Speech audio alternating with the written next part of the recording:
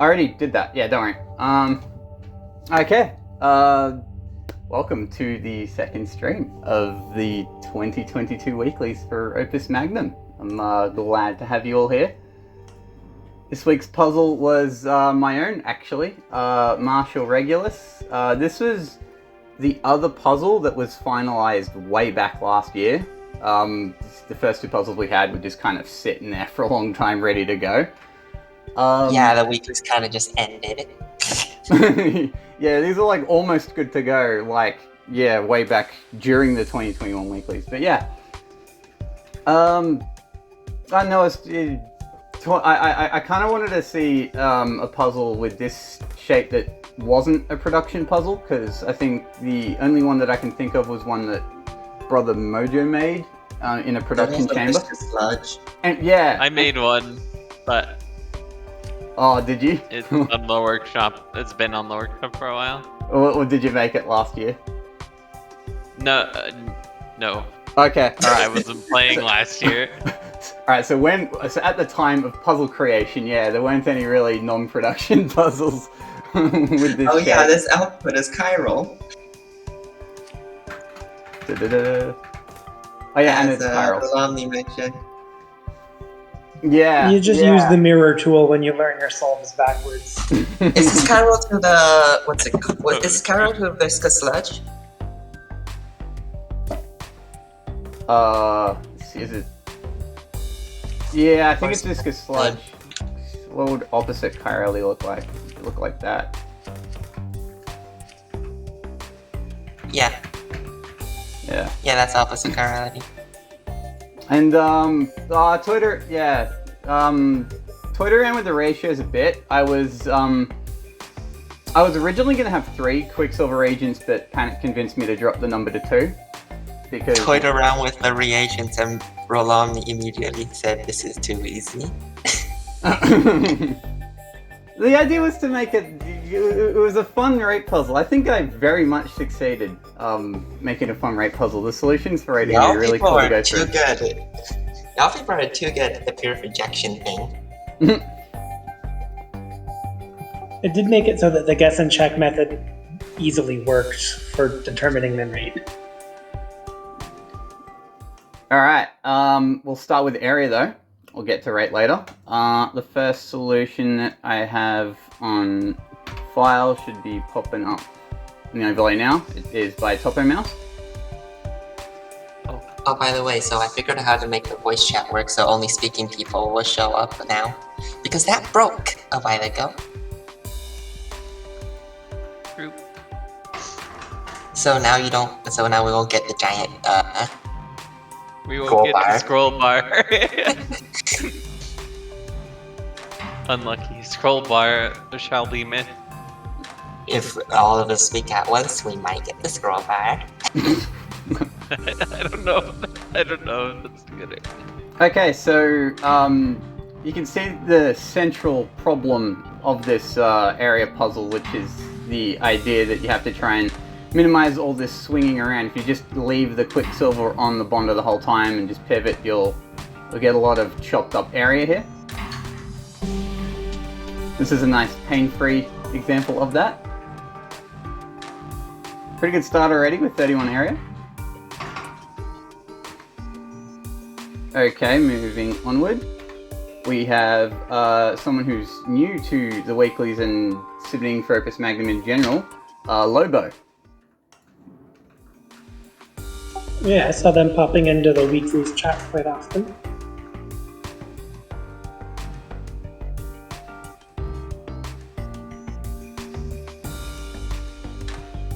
It's interesting to look at people's solutions and see how long it takes into the programming for the number on the area to get big. Because a lot of people will make a solution that runs into a fundamental problem pretty late and then not reprogram the beginning knowing they have access to that area.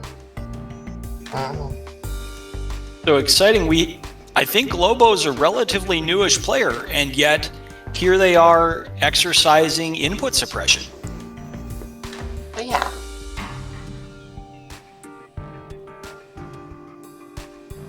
Good noticing, yeah. That's not trivial to do. You're putting the input where you couldn't reach it without suppression. And one thing you might notice this is doing that saves area over over Topper Mouse's is that actually it's not a good place to pause it, but he brings the Quicksilver atom down before he rotates, keeping it over the products glyph, which will save hexes like up here and here. Yeah, it's got area techniques.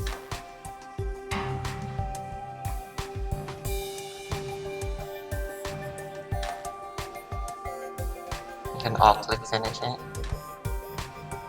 What's the longest area puzzles we have? Isn't it mine? I have no idea. This is ACG, but no. This is... Did I click on the wrong metric? Yeah, this is ACG, right? Yeah. Alright, next up in 20th place we have Glass Lady. Area count continues to drop to 24. No, there's one with oh wait, that's not a scoring solve, but there was one with 1458. Oh, you're looking for the slowest among submissions? Yeah.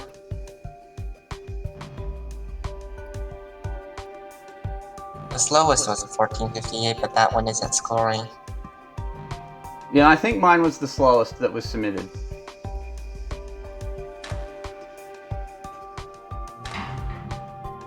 Yeah, out of the scoring solves, yours seems to be the slowest.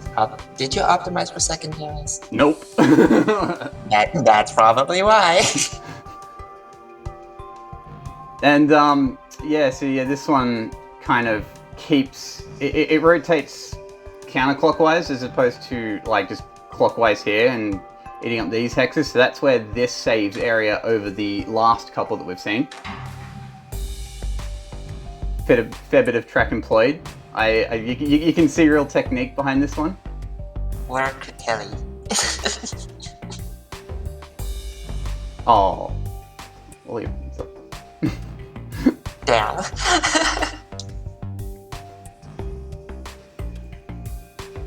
whenever Cratelli's not on screen, There would be a perfect spot. whenever Cratelli's not on screen, my first instinct is to move the screen to the right, because that's where it always Yeah, is. that's usually where it is. Someone one of these days is gonna put it in the opposite direction on purpose.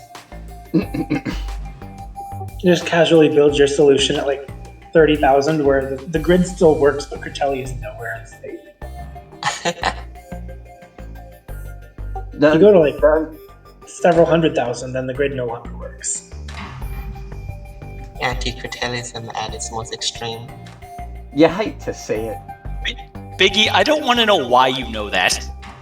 I clearly have looked into the far lands. Fortunately, you can't benefit from it.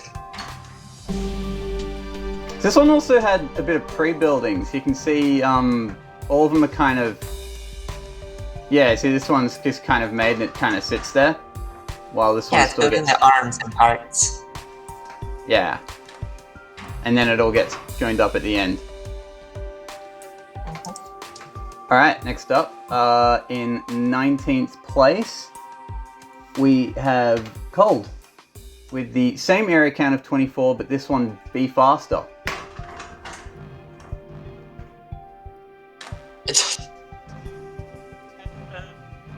Your A's are ours, Code. What's the symbol at the start? I'm curious. It's a dot. Oh, curious. How did the dot even get there? This reminds me of a recent video I watched from a Guitar Hero streamer whose keyboard broke, so when he went to search songs, the A key was just stuck down and the A's just started spamming across the search bar, and then like chat started spamming A's as well, and it was just suddenly the Oh A's no.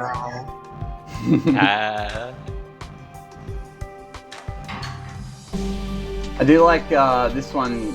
It gets that iron projected after it's already bonded, which is pretty nice.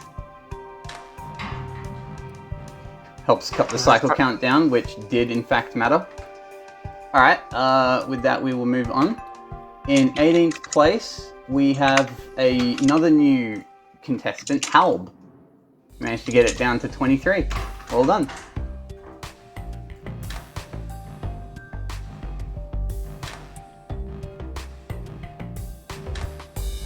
Help guy in chat says hello. Hello, Halb. Thank you for submitting. Well done. Congratulations on 18th place.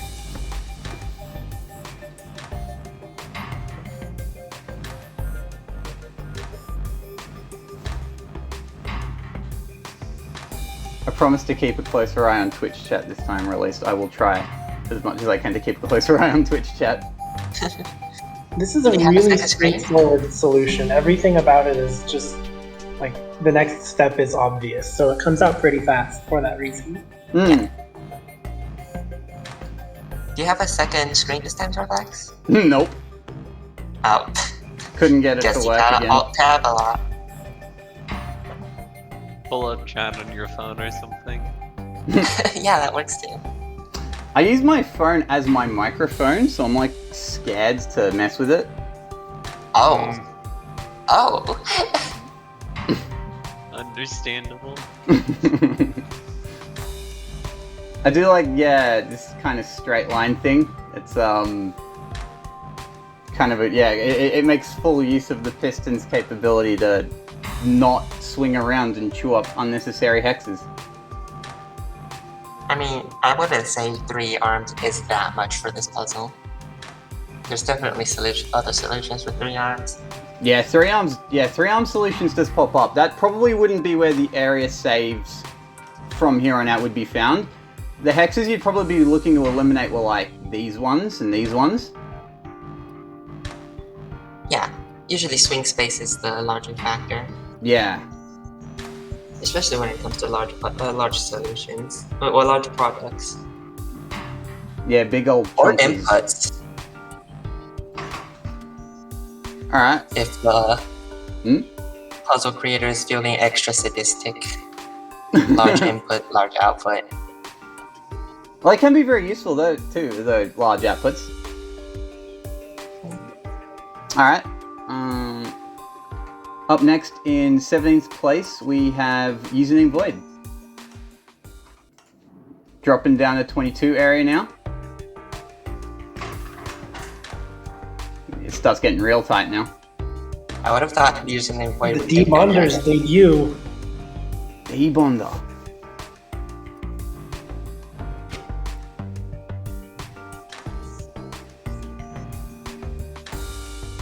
I definitely thought about Debonder, but I also definitely didn't like what I saw.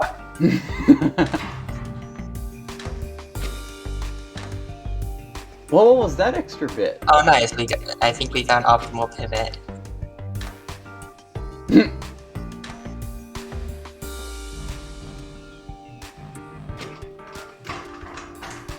Let's just try and...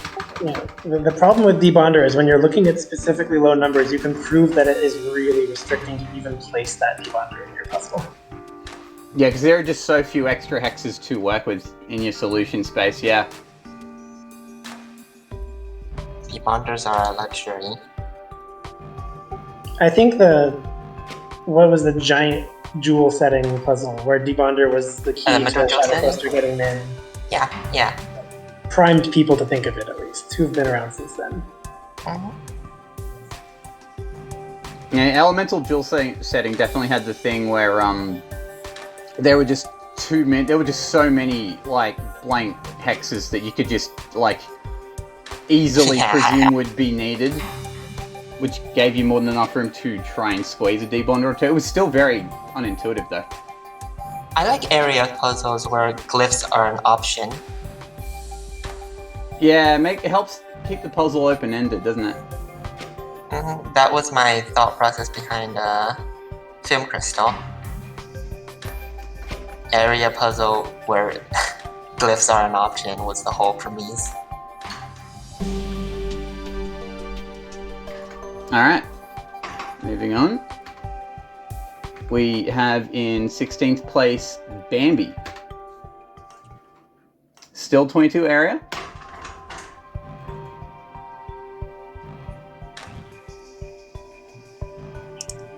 See a lot of track here used to its full extent.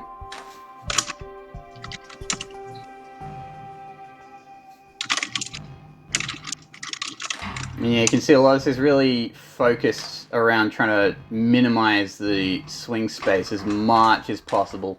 A lot of translations and stuff. And the pivots. There's a lot of input suppression here. Both inputs get covered and then handled. Yeah, it gets to the points where these kind of like the pivots that you do have need to be like pre-calculated, worked out before you even start programming. Kind of gets to that point. I have to give this one a lot of kudos because I like any area solution that has a length 3 swing in it. Watch when it puts the one Quicksilver from here. What's that point? Ah, oh, 6-8. And not just an empty length 3 swing, but with an atom in the gripper. That's rare.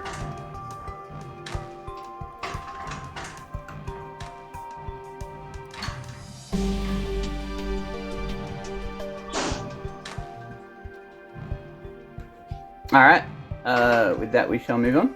In 15th place, we have another new submitter to the weeklies. This has been a good week for new submitters. We have Tramper, who got it down to 21. Maybe Last Call BBS got people back into Zectronics games. I know at least one person mentioned that Biggie Blog got them to open the game again, which was really cool to hear. Biggie Blog is amazing. If you haven't checked it out, go check out biggieblog.com. Biggie Pog. We need Biggie Pog as an emote in the server. 21 area, and there's a tri-bonder in there. That's impressive. Oh, yeah. Well, I mean, you get a lot of extra good space. You get a lot of extra space anyway, so might as well use that in an easier to use glyph. Oh yeah, Hal mentioned that they first saw Last Call BBS, then checked Twitter from Zectronics, and Zach had retweeted the blog, so that's when they pointed it to Opus Magnum. Oh, so it is from, like, it did originate from that chain of causality. Separately, yeah, multi-bonder means you don't have to ever rotate the partial product, which is nice. It just costs you 2 extra hexes. And prevents you using the equilibrium that's currently in the bottom left.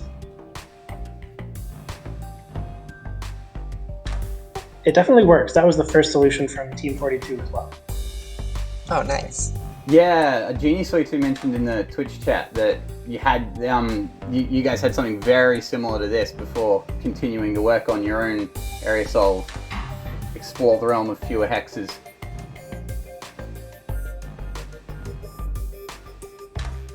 But yeah, this is definitely a good way to solve the rotation problem. Just don't have any rotations. Well, no major rotations anyway. Alright.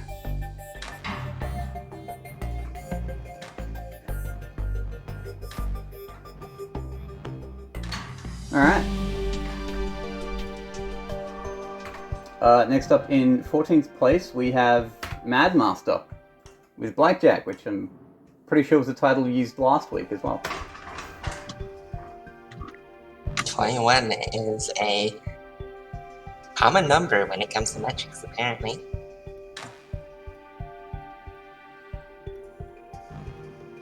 More suppression shenanigans. 21 is truly the most 21 of numbers. Surely. Tied for 21st with... Wait. Which solution? Does anybody have 21, 210 cycles? That's a bit fast for a small solution. Maybe it's not. There, 210 sounds too fast. there's a 213 at 30 area. But, yeah, so one thing this does, which you will see a lot more towards the tail end of this, is Madmasters, he's put both regions right next to each other, having them surrounding one of the pistons, which lets input suppression happen easily and quickly, especially with the second arm, to help out.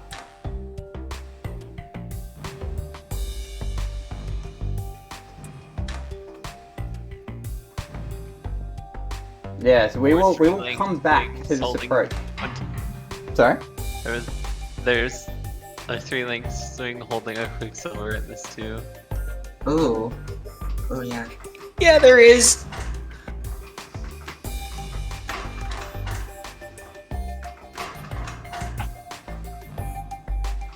Three links with an area is not fun. An area sounds like fun. I'm just trying to get that link string swing. There it is.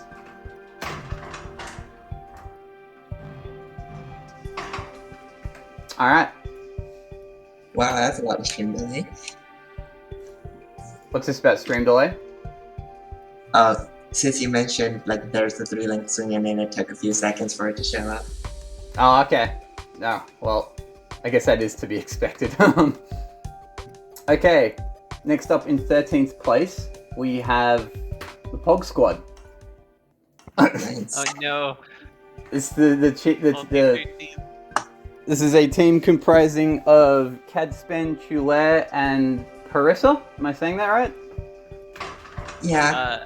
Parisa, Parissa. Parisa. I think. Time to just read the IPA. Let me check that out.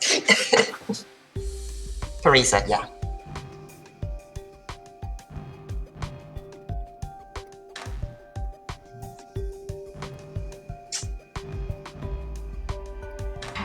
Alright, what were your Pog thoughts Squad. on this solution, Pog Squad? What was the question? So, what were your thoughts on the solution? How did it come together?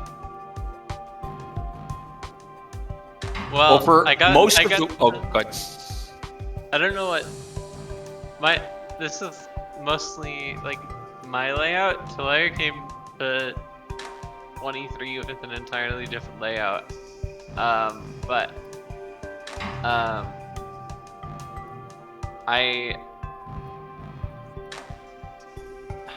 I don't know. I kind of just ended up on 22 area with my first solution, and then like scooted stuff around until I stumbled on something that was 21. And then I think that was like a day or 2 ago, and so there wasn't really time to explore much else. No, that's fair. I did notice throughout the week, everyone went to explore right first, and then came back for area towards the end of the week. It's a pure projection puzzle. It's because it was the fun metric. Yeah, true. Yeah, It's work not on really Link good for the about- first 2 hours, and then area Oh, for the it- next week. It doesn't loop correctly. Oh, it's 16. No. Had to. Oh well, I guess that's one way to optimize instructions. Just not loop it.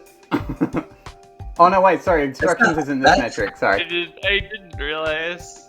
I didn't bother to fix it. I think. Nah, it Oh, doesn't I made matter I tried making like a last minute improvisation or improvement on cycles. That tried to like grab the Quicksilver first. And then I must have made some sort of change to the end of the code, and then when it ended up being slower by a cycle, Oh, and then I didn't change back the end of the code on this. That didn't loop before or something. I don't know. Well, Yeah.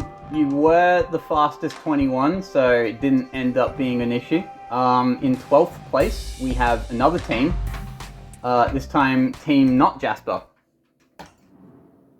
Featuring Not Great and Hello Jasper, whose names just happen to combine very well. And so that's Dang, the that name I means gave that my optimizations did nothing, because I improved the cycles by a few, but... Oh, also, all the 20s are faster than any of the 21s. Oh. That's whack.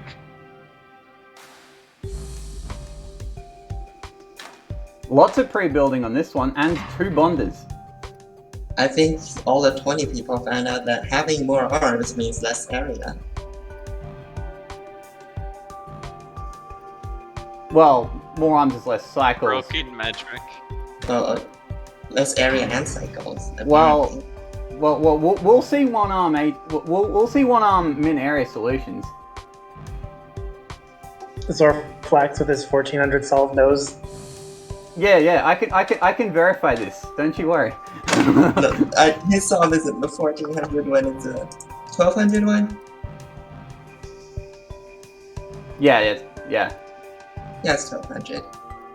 So yeah, all the submitted solves were under 1200 cycles except for mine. Now you know that.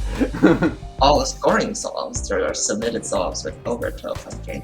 Oh, okay, yeah, fair. This is something I wouldn't have been able to see like at all. This pre-building idea with 2 bonders is very nice. It's very cool.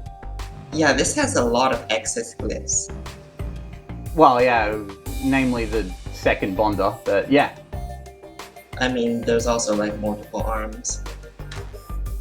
You can have multiple Yeah, I mean, arms if you too. have no equilibrium and you put things in that space, then you're probably better off.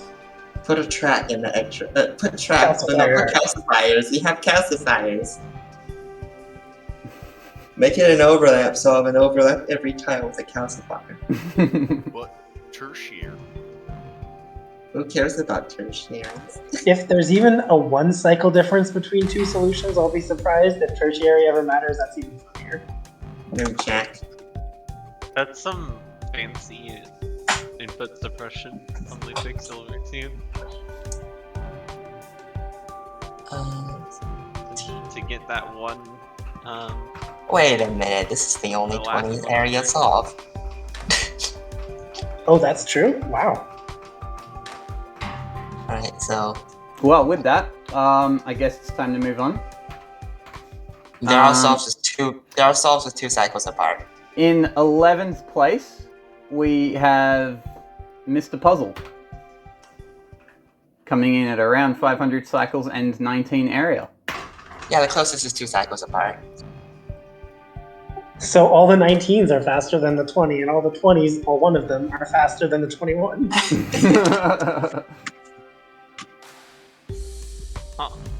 Y'all people be speedy.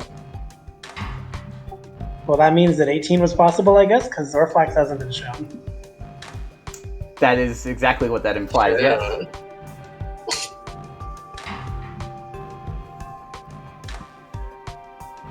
This one's really cool because yeah, there are a couple of like a couple of very tight pivots. You got this one.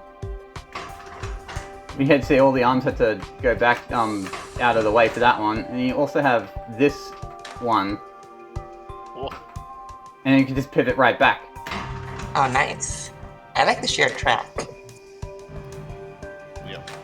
I worked kind of backwards to, like I kind of came up with the last couple of pivots there. So like, where 1 and 2 are when that last pivot are hexes that are hit anyway, so I get to put a ton of arms there. And then and then in the middle there's a pivot that swings through the hex that 3 is on. So it's, oh well, I have that hex anyway, I guess. Might as well put an arm there. To make solution go burr. That makes it feel like you can probably optimize some area though. With all the extra swing space. Yeah, but I couldn't figure out how to do it. I kept trying to avoid hitting 3's hex, and just no way, couldn't find a single way to do it. But yeah, this is kind of I really like that a solution like this you couldn't work it out forwards. You pretty much have to work out something like this backwards. Because otherwise, like, you would need to know in advance that this pivot, for example, works and doesn't collide and doesn't chew up any unnecessary hexes. So yeah, this is the power of working backwards. It's very good area technique. Working backwards is good for most metrics in Opus Magnum. I have no idea how to do it. Then you have trackless instructions.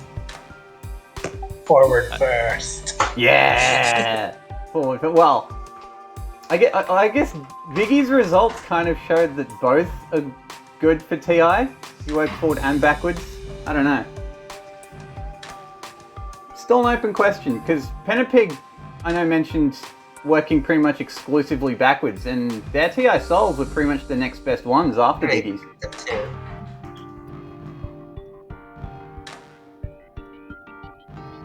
Definitely in area particular, working backwards, definitely really cool. Oh yeah, because usually the product is larger than the input. Alright.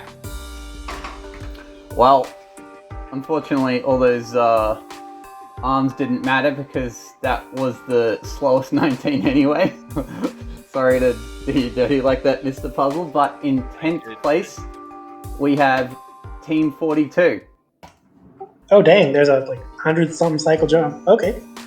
Oh yeah, you're the last 19 area solved, by the way. Yeah, we couldn't find 18. We were trying to prove things, but we're unsuccessful saying that this was good enough, but couldn't find better. Ooh, that rotation Also, there. now that we're in top 10, any predictions on top 3? Oh, arm 1 with that clutch rotation there. Hell Yeah, that rotate is the only thing that I could find to get the part oriented in a reasonable way, and so I think all of these arms have a necessary access point that other arms can't do. So, when I was working on this puzzle myself, I found a key shape for area was this panhandle shape, this seal solvent kind of thing. Because that was, yeah, when I was working, because, yeah, to do it with a single bonder, you need to be able to manipulate this panhandle in an area efficient way. And we've seen Mr. Puzzle also had to manipulate it with, in an Yeah, efficient that's a way lot of of his. space taken up by the panhandle. Yeah, there's kind of, if you want a single bonder, I don't think there's any way around having to deal with this panhandle. So it's an important thing you needed to work out for some of these low area solutions. I wonder if we would get to see a 17 area solved by Shadow Cluster after I love the... that. Sorry. You go first. Oh, I was just going to say, I love how Opus Magnum terminology, like Opus Magnum terminology is stuff like method, and now panhandle. I forget there's well, a when you- third one. When you and I were talking about that, I called that the Little Dipper. Did you? I don't remember talking about this. I mean, it does look like a little dippers. You can also call it just seal solve. Is that the same shape as seal solve? Yeah, or I is that always called longer? it seal solvent. It's the same shape. Yeah, I used seal solvent as well. That was one of the words I Is used to arm describe 2 it. actually necessary here? Sorry? Is arm 2 actually necessary here? It looks It's like the only every- one that can reach the iron pivot point without, like, arm 3 can reach it, but it would crash into itself by doing that pivot. Ah, okay, I missed that. So arm 1's the only one that can rotate it downwards into the right position, and then arm 2's the only one that can pivot it afterwards. Yeah, over there. Yeah, because arm 3 would need to be on this hex, and that would crash. Right, yeah, it would pass through it. Okay, yeah, I missed that. Thanks. Alright, in would-be 10th place is me. Also, I want to hear y'all's predictions for top 3. Well, it's not me. Rebix seems like a very good choice. Ooh. There's also no Shadow Cluster this week, unfortunately. So no Really? 16 area solves for y'all. What? But yeah, yeah, I didn't go through too many layouts actually. I think I had an initial solve which was like 23 area, and I'm like, all right, let's try and get that. It can go lower, and then I kind of settled on this. It was a 19, which was basically this layout, but that hex was used, and then I was able to cut it out. So Shadow? Oh, I love the calcification. So pretty much this entire layout is kind of it's designed around one rotation exactly, and it's again the panhandle, and it's when one kind of brings it back and does this rotate to make sure to not clip the Critelli hex.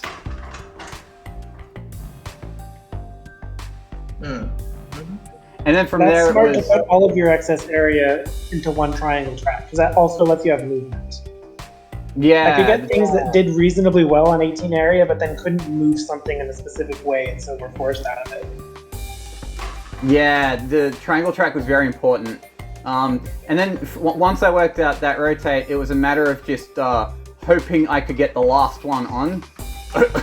And I was fortunately able to get the last one on. And so yeah, that was it. I just kind of, all right, cool, I got 18 area.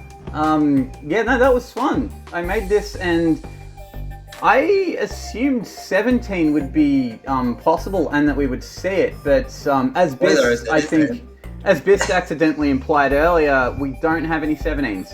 This is, as far as we know, min area. Unless Shadow Cluster comes and solves this puzzle, because Shadow Cluster is the master of finding layouts. I talked to Shadow Cluster. He wasn't aiming for 17. He wasn't? Nope, he was aiming for 18. Huh. Guess his intuition was right. Yeah, no. I mean, he might have been going for an easier one first. Depends. Well, I didn't mind it because the secondary still made things prove to be interesting. But yeah. All right. Since you know you got 3 over here, you have 4 extra space that you can stick arms and tracks in, or bonders. How is yours faster than this, Rolani? Everyone's was faster than this. Rolani's is yes. Alright. In 9th place, we have Gecko at 1065 cycles. Foul optimized.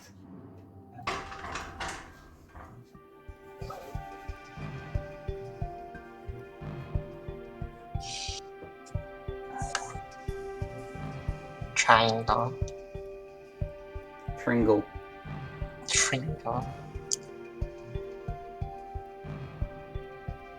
Oh, fully pre-built? No. Is this also panhandle?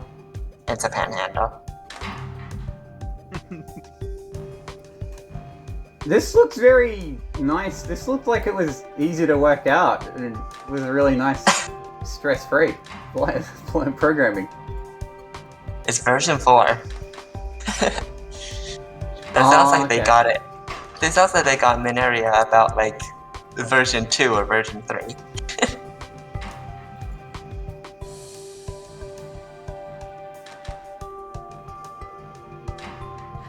One thing I do wonder though is whether or not it would have been faster if the regents were swapped, and to have the Quicksilver right next to the. Oh no, wait, then you can't access the Quicksilver. Never mind.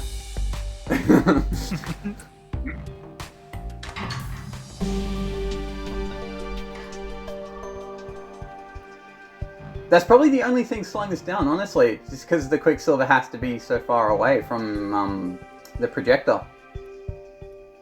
And the single armness. And that is true, and the single armness. Alright, in 8th place, beating this by 2 cycles is Spect98.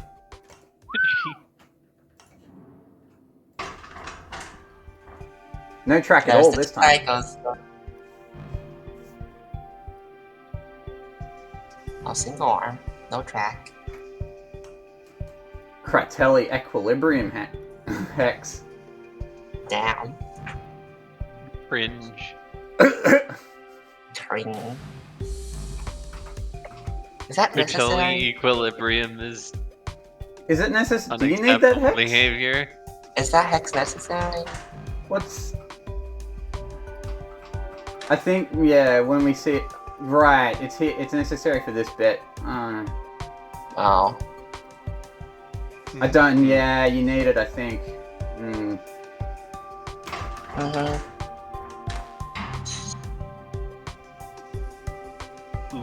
This was close to a 17 though, damn. Very. Like at least 3 slows.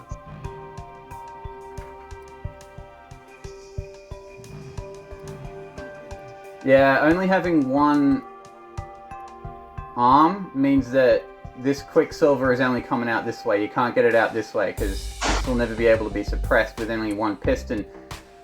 Which also means this can't go here. Which is what is stopping this from being a 17, because otherwise you'd be able to just slot this thing and suppress the regions here, but you can't. Oh, yeah. That was a nice rotate, man, though, but yeah, very close to a 17.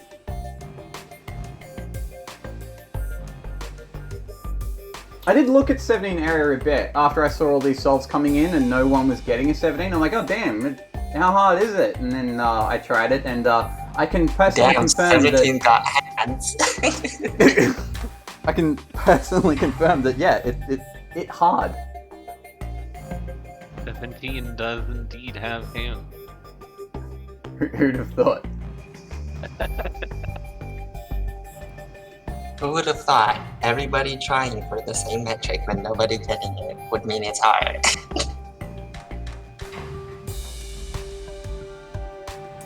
This one's 6T.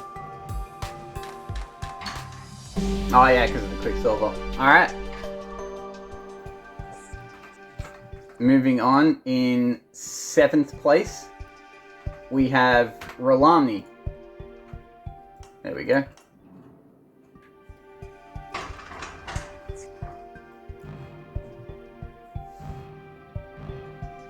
and 4.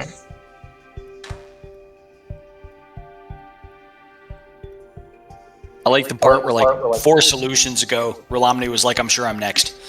The secondary that is saved here is just because the Quicksilver is so close to the projection, I think. Yeah. Yeah. All right, let's see if I can capture the panhandle rotation.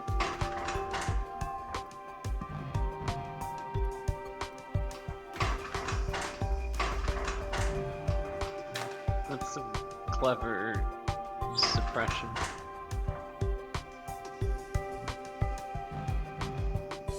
Yeah, there goes the panhandle.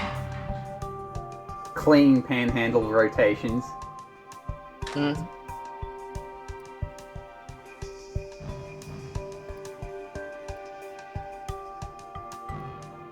The worst thing about suppression is that it's like forcing 6T.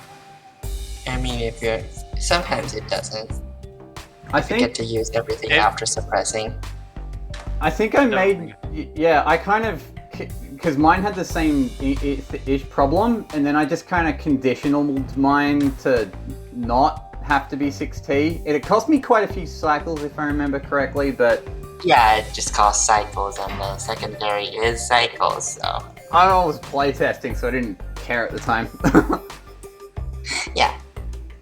Just make an easy, so optimize for convenience. Don't... What?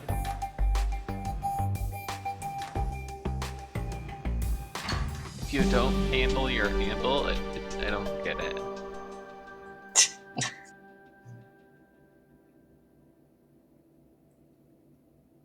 Handling our handles now, are we? Alright, I guess we'll move on then. I'll stop distracting myself with the chat. In 6th place, probably not a name people are expecting just yet, but Newchar. Oh. We take a plunge in cycles down below 700. Damn.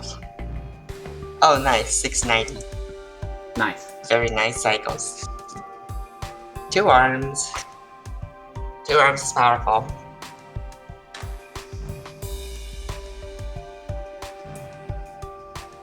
Lots of suppression still though. Another nice panhandle rotation. I'll see if I can capture it.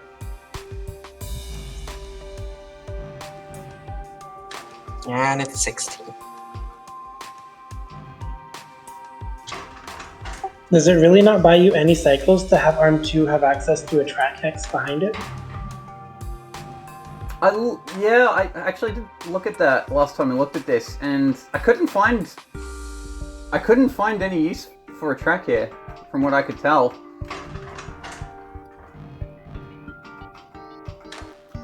Because, yeah, I don't know, I think it has a lot to do with the fact that Arm 2's job is exclusively to build this thing. There's no, like, Quicksilver handling by this arm. 690 cycles. Nice. Yeah, but then there's the question, should he have optimized for cycles if he's sitting on 690? You have a great point. What's the closest one? What's next up? Nah, wouldn't have mattered. Not in the slightest. Next one's 421, someone who absolutely should have optimized for cycles. Tragedy. It's 444. You aren't far along.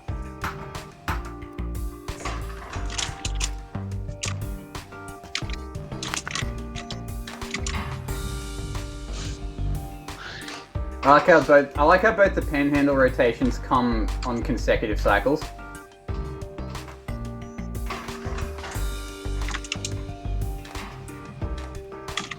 Alright, I guess I'll move on now. In 5th place, we have, as Biss said, on 444 cycles, another plunge, we have Ebenov.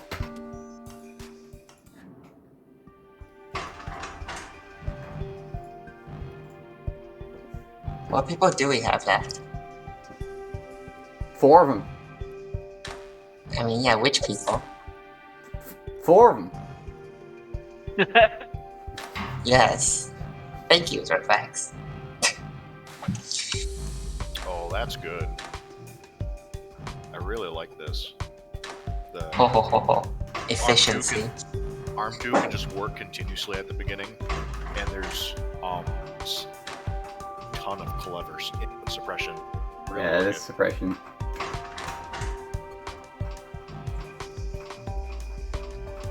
And so, yeah, because the suppression is what lets you get this thing on.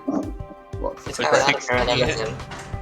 Would 60 here have same Probably. cycle? I saw some ghost grabs.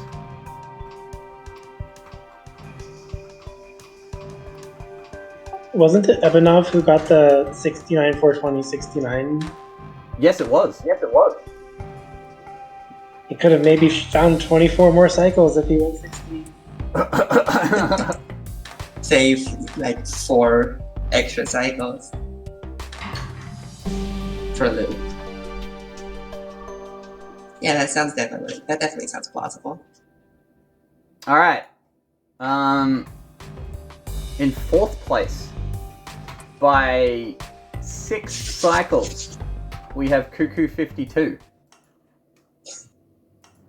Damn, 60 could have made a difference. What's the cost? Same cost, I think. Damn, 60 could have made a tie. Almost had a tie.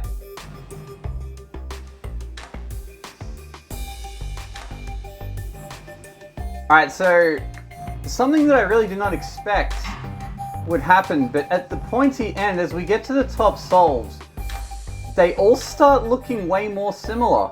Apparently this was just the best idea, and multiple people found it, which is just having these 2 trackless pistons here, and having these regions bunched up. Actually, in a way that was very similar to Mad Master 5000's way earlier, back up at 21 area.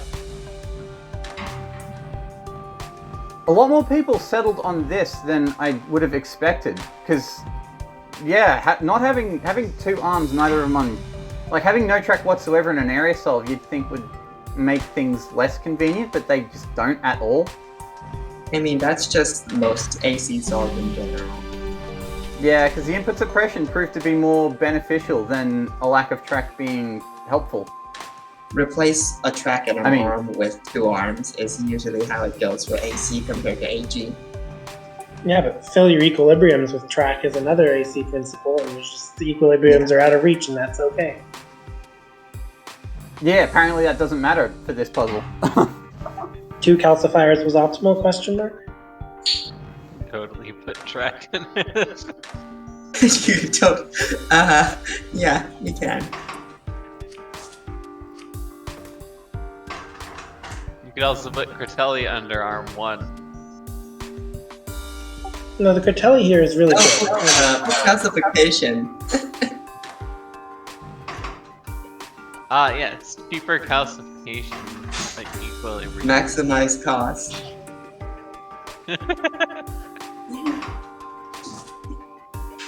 Is that everything been taken out? Just put the purification glyph in the triangle to make this a complete triangle and suck it up that you now have a 21 area solution. Let's just keep it symmetric. Very nice.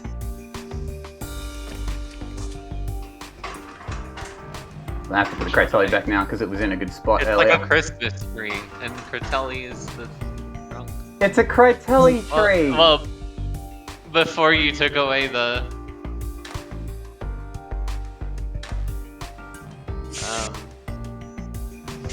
Yeah, like you did like Christmas tree before you took off the top.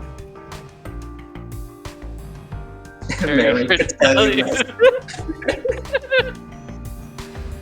When we wait for Zorflax Critelli to come with his basket full of marbles.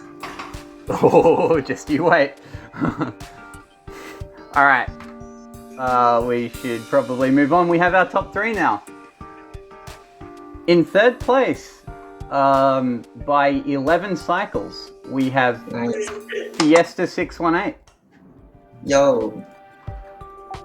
That's great. Nice. Same thing with the Regents, but different idea with the piston arm. This was recently submitted, if I'm not mistaken, too. Using the... one of the little nuts that were equilibrium. I really like this.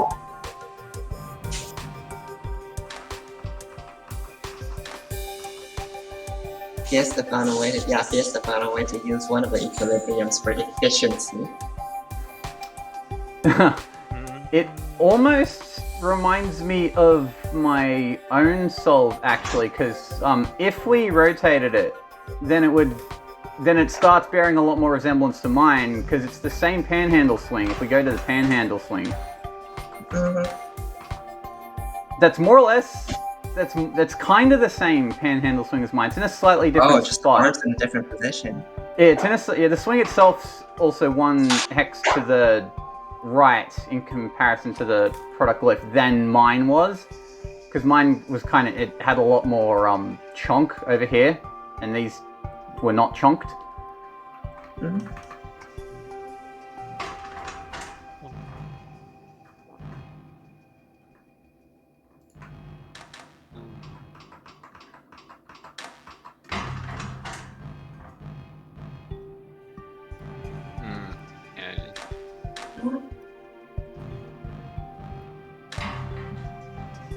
Soft gopher.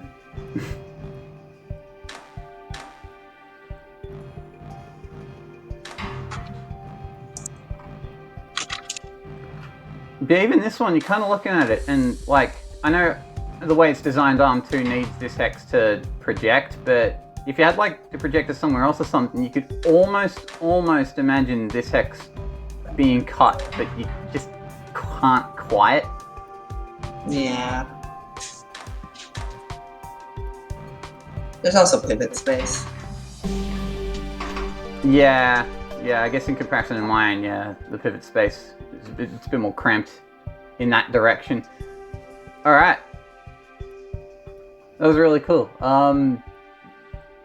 In second place, we have Pizza Luigi. That's a Oh name my I gosh, haven't that's an heard amazing before. placement. Mom. Yeah. Yeah, no one was gonna correctly guess our top 3 this week. I mean, people guessed one of them. Ooh, spicy. I've seen Pizza Luigi's Cycles attempts and thought that they are like a decent up and coming Cycles optimizer, but this is a top 2 area solution, which is so far outside of what I expect a Cycle optimizer to do. You know what's crazy though? He's speaking from experience. You know what's crazy? Because Rebix was rubber duckying me throughout the week, and they mentioned not doing an area solve in like 6 months until this week, and they won area. Good lord. Rebix is just good at area cost and production. That's their Extremely forte. grateful to Zorflies Rebix for being has a a big rubber duck. brain. That's okay, Yeah. anytime. For listening to the ramblings of a madman in there. That 1458 unscoring, that was mine. It was horrendous. It wasn't even min area. Yeah. But yeah, being able to talk to someone, that was good. All of you are more than welcome to use me as rubber ducky throughout the week if you need. Usually whoever designed the puzzle is also happy to be rubber ducky as our... If they aren't, they're telling you. It's okay, I have a rubber cherry. Aww. Squeeze the cherry, it goes sweet. A rubber cherry sounds like a very bouncy item. Rubber cherry sounds like a chew toy. I don't know until they make the good chew toy. Oh no. Oh no.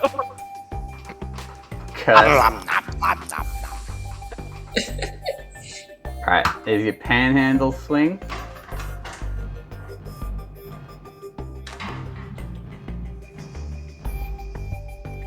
It's kind of it's difficult to pass what's faster about this than about the previous solutions, unfortunately, because the area count is so similar to the other ones. It was very tight, and also because similar methodologies were used, this idea of having the piston surrounded by the regents was very prevalent. It makes it hard to figure out exactly what about this beats all the solves we've seen previously. I mean, when I saw Fiestas, I was thinking, oh wait, that spot for the piston, which is now in Pizza Luigi's solution, might work better than what Fiesta was using, for what little bit of intuition I can say. It is a good way to get the... Yeah, you could be right, actually. It seems like there's an unnecessary regrab for the for the panhandle swing. It may very well be possible. Alright, let's have a look It's at... like it's the same motion no matter Yeah, where but- that arm grabs. But you then need to push it away in the direction that only makes sense if you're holding Quicksilver. Oh, Yeah, really? yeah, I there- didn't notice yeah. that one. He regrabs So earlier like a instead of regrab later. either way, it's just Oh yeah, you doing know. it early. Yeah, Yeah. I didn't notice that. it wouldn't make a difference at all which That's atom he true. grabbed. It wouldn't make Very, a placement very- difference either. It wouldn't make a what? It wouldn't make a placement difference either. I thought you said Christmas tree. I am far away from my mic, sorry about that. It would not make a Christmas tree. It wouldn't, sadly. That's not very Christmas tree at all. You All can right, flip it upside down, then maybe. it's still not a Christmas tree. It's all right. Anyway, semantics. All right, that brings us to Rebix in first place, who's the only person to get under 400 at 382. Like, entirely. Christ. Miss. Oh no, Team Fortitude got under 400 with the 19 area. I predicted the Christmas talk in advance. Nice. True fact. Yeah, I'll take my cycles victory, even though I was one off in primary with Genius.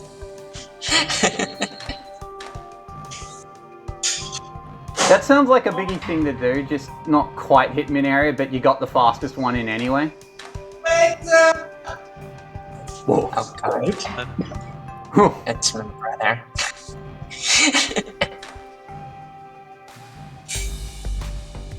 Alright, this is actually very similar to the last one. I'm struggling to figure out what's different about it at all from the last one.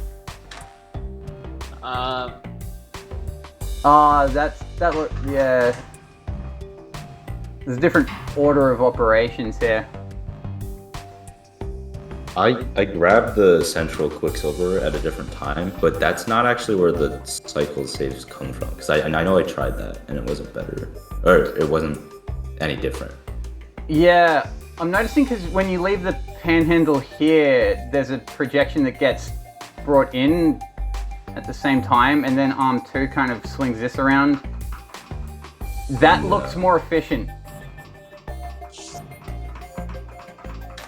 Maybe it's there. I'm thinking that's where the save is. Says you can see here, this Quicksilver is used, and then this double tin is also brought out at the same time, letting you quickly get these. The other thing I might have seen is at the first tin shard, the Quicksilver might be one cycle too long for no reason. Because I know you do the same instructions as me, but I think you delay the pivot one cycle compared to me. But that's also, it only makes six cycles.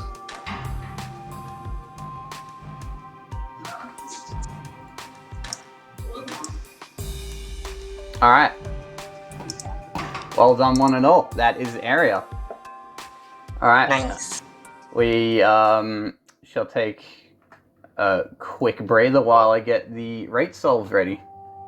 Congratulations to Ribbit. Actually, let me leave it on.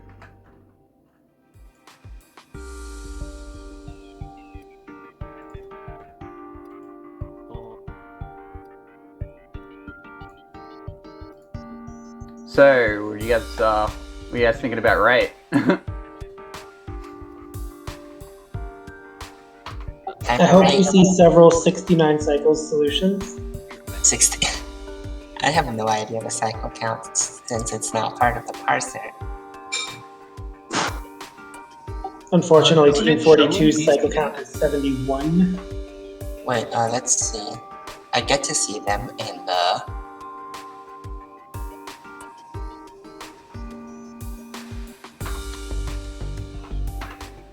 Alright, was this the area? This is the area solve. Alright, so it's from the next one.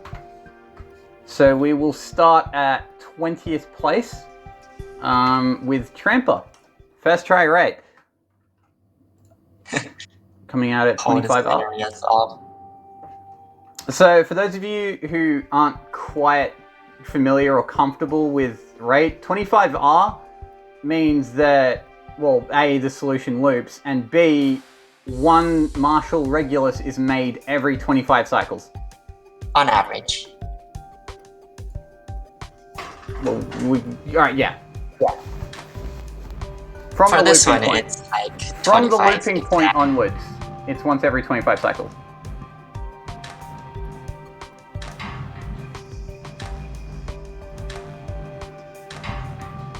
Yeah, rate is basically how long does it take your machine to start the next one. So if your arms are all looping on a 25 cycle period and you're making one output, that's going to be 25 rate. There's no way around it. Tramper mentioned spending all their time on area. Yeah, because looking at this, the first thing that probably stands out to try and maybe think about improving rate would be that this Quicksilver gets used a lot, not quite as fast as possible, but it's a lot. This one only gets used once. So yeah, the trick is to figure out how to pipeline it so that both are being pulled fast. And the double pin, that also needs to get pulled out fast as well. The fastest you can pull an input is once every 2 cycles. Yeah, there are 2 thresholds basically on rate. If you're getting both Quicksilvers at max speed, that should be 10R, and if you're getting both at max speed, that should be 8R. And I'd imagine for this crowd, everyone's at 8R after like top 20. And I guess we're at 20, so top 18. Yeah, there's yeah, actually our next solution will be the only other one that's not 8R. So we'll talk about 8R when we get there, but for the time being, we will move on to 19th place, which is, I believe, Pizza Luigi. No, sorry. Sorry, my mistake, it was Halb.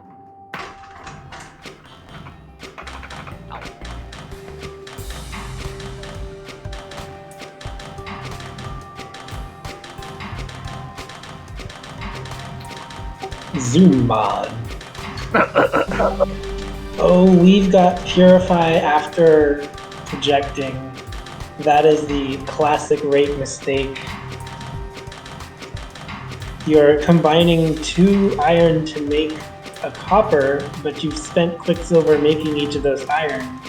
Meaning if you had combined the tin to make an iron first, and then the Quicksilver upgrades it to a copper, you'd have 1 more Quicksilver for your endeavors.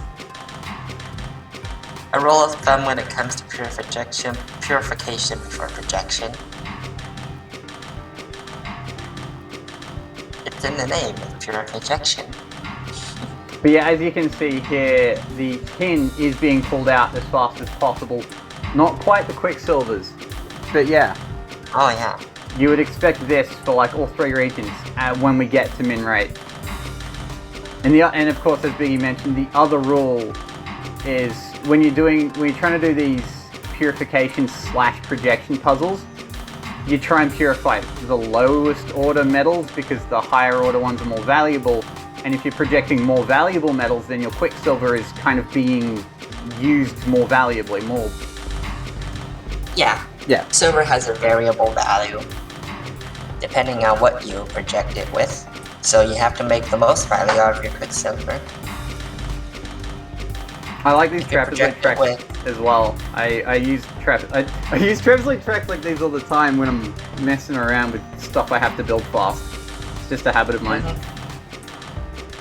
One thing that got me tripped up, like, logically, is like tin, like an iron made out of 2 tin is like the same amount of atoms as an iron made out of a tin and a Quicksilver. Yeah. And like, I don't know, that just like tripped me up for the longest time because I was like, well, I can't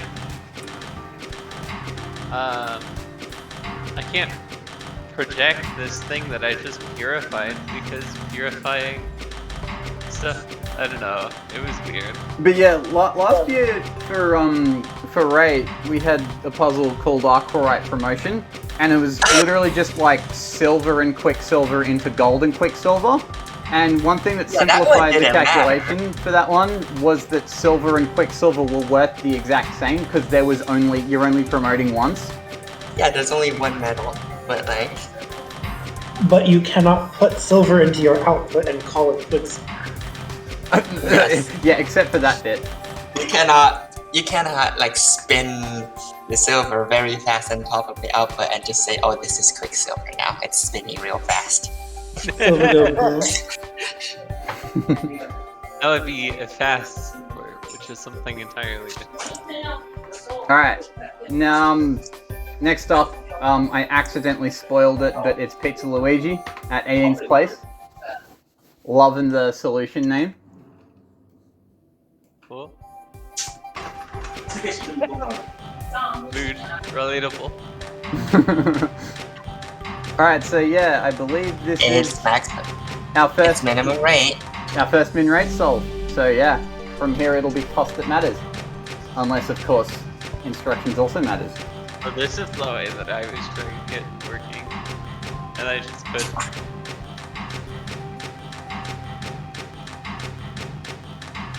Uses half of an input to make, like, it takes half of, how do I word this? It takes half of a tin input and like spreads it out over 2 of the thirds of the output. Yeah, so it's 2 and 2. You're grabbing 4 tin because the ratio that you're aiming for is 4:1, and so 2 of the tin inputs get projected and 2 of them get purified. Yeah, it's basically you bond preserve 2 tins and you purify the others, and if you're going to use a single purifier to save costs, you'll end up going alternating. 1 tin goes to the product with its bonds intact, the other tin goes to the projector after, goes to the purifier after breaking its bond. I do like this this kind of double rotate at the end to get the Marshall Regulus into the product hole.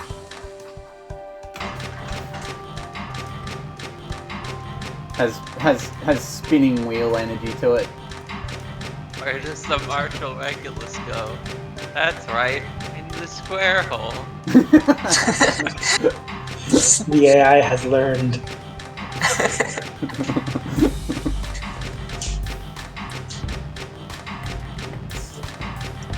Opus Magnum, but it's just a giant bucket to output your stuff. Oh wait a minute, that's more like Syntez. So one thing I'm noticing, because Biggie mentions bond preservation, but there are, for this particular, one of the tins that gets projected is debonded anyway, and ends up being, those 2 separate tin atoms get attached to different prongs anyway.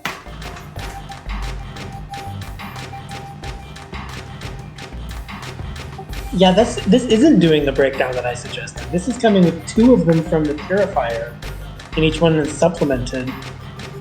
Yeah, one of them's sorry. Yeah, well, one of them's being preserved, but then the other one isn't, which is a very. It does line up nicely with the projected iron that comes out every 4 cycles, which I'm thinking is the reason.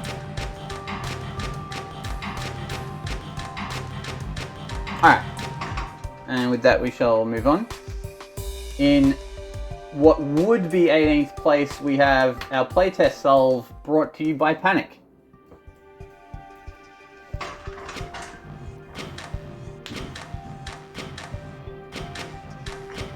I usually think of Panic as a very strong rate cost player, but the title of this kind of gives the impression that this wasn't a very strong approach. Yeah, it's a playtest validation solve. There's a lot of bricking going extra on. was thrown away because the Quicksilver is caught up or something. Yeah, just nope, we're not using that. Can't use it.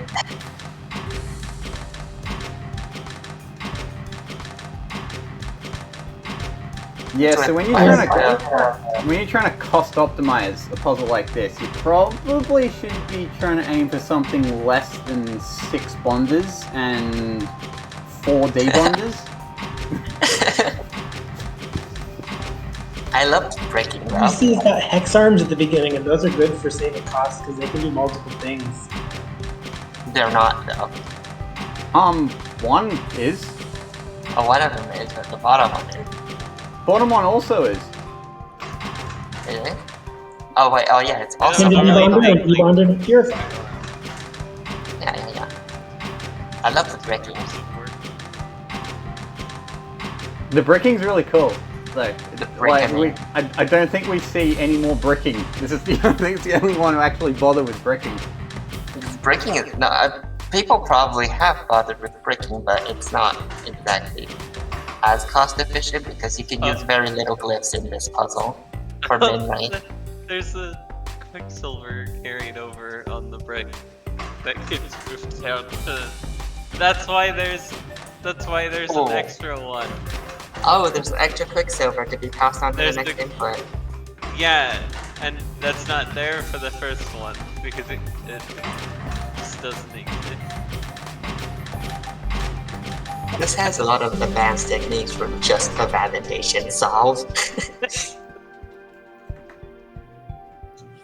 This is So good. it's interesting. It's really cool. There's a lot of awesome tech, but like you don't need it. It's like Panic knows all this tech, and he sees it and he uses it. But like this solution is patched together.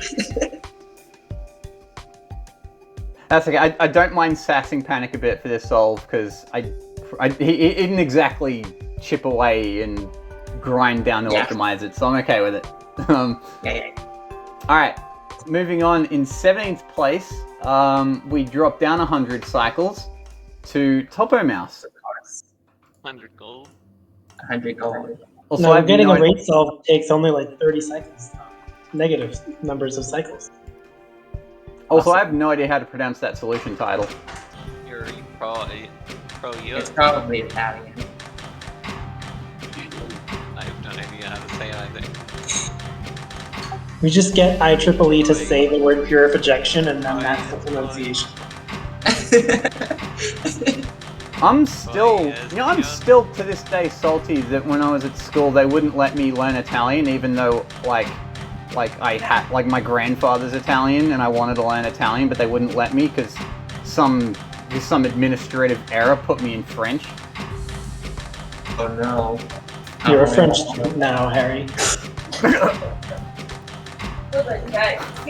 I'm a cat. Very Chocolate on a what? White. That's so hard. That's such a hard word to say. Fury boy is. Puriprozione. Oh, is that how you say it? No That- idea. That sounded very Does Tudor convincing. speak Italian? I am not Italian. Plug into Google Translate, it might get somewhat accurate. One.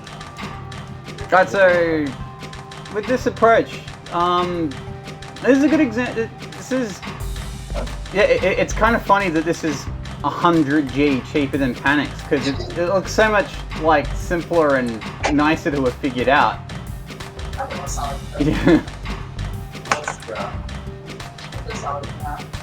Yeah. Because the prongs kind of are properly paced out so that you can just get away with having a triple bonder here in the middle and have everything just like pivoted in place.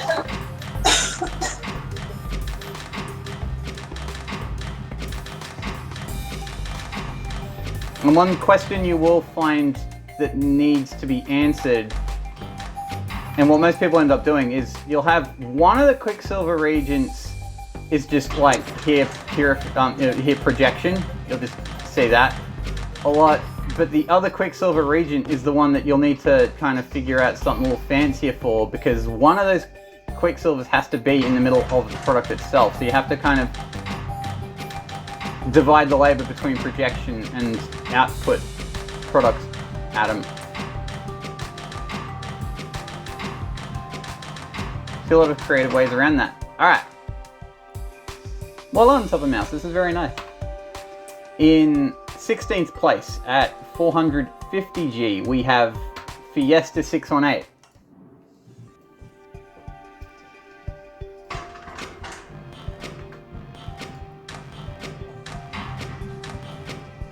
Multi-arms return. Yeah, Morikonda mentions Top of Mouse's solve being nice on the eyes. A lot of them are going to be nice on the eyes. This is a lot of pretty things happen for this puzzle. Yeah, 8R doesn't make you do ugly things. It's a very prettyable number. I like it. There's something wrong with that title, though. This is rate 8. This is not rate 40,320. You can It's plug that in. space exclamation mark. Don't worry. I do like this clutch rotation to get everything bonded on the same cycle.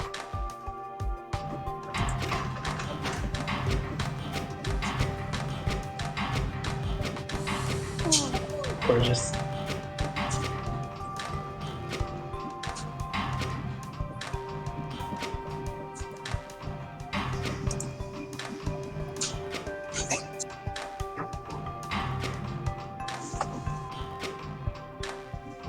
I'd also like Arm 10. It's a good solution to the problem of trying to get one of the Quicksilvers out to the product hole, because it accomplishes that on the same side. It accomplishes that handoff to Arm 13 on the same cycle as it gets the clutch rotate in. And none of it collides. Really cool. Alright, and I'm out. I hope to see Team 42 at the top in the end. Catch you later. Best of luck. I'll catch you later, Biggie.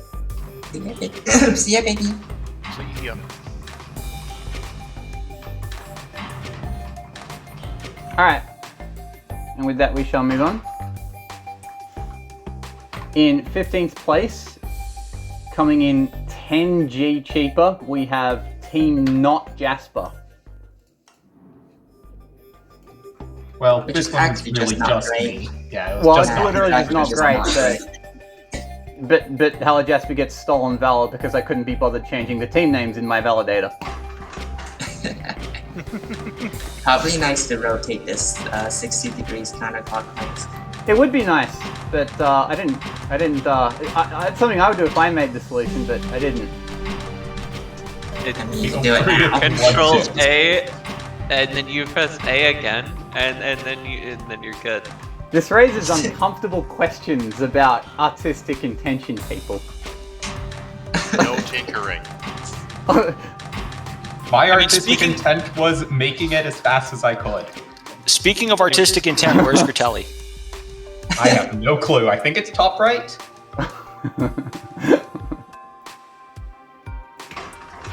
It's always to the right of the screen. F. Unacceptable. F. Alright, well, I might rotate it then if not great doesn't mind.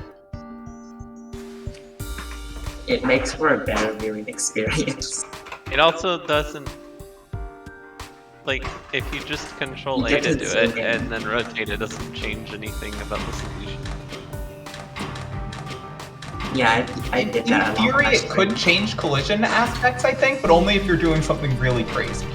Yeah. If it Oh, does the like, overclocking change stuff. things, I'll just rotate it back.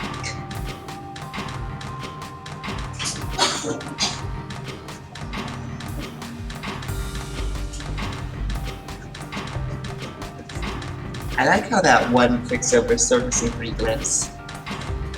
Sorry? I said I like how that one Quicksilver servicing 3 glyphs.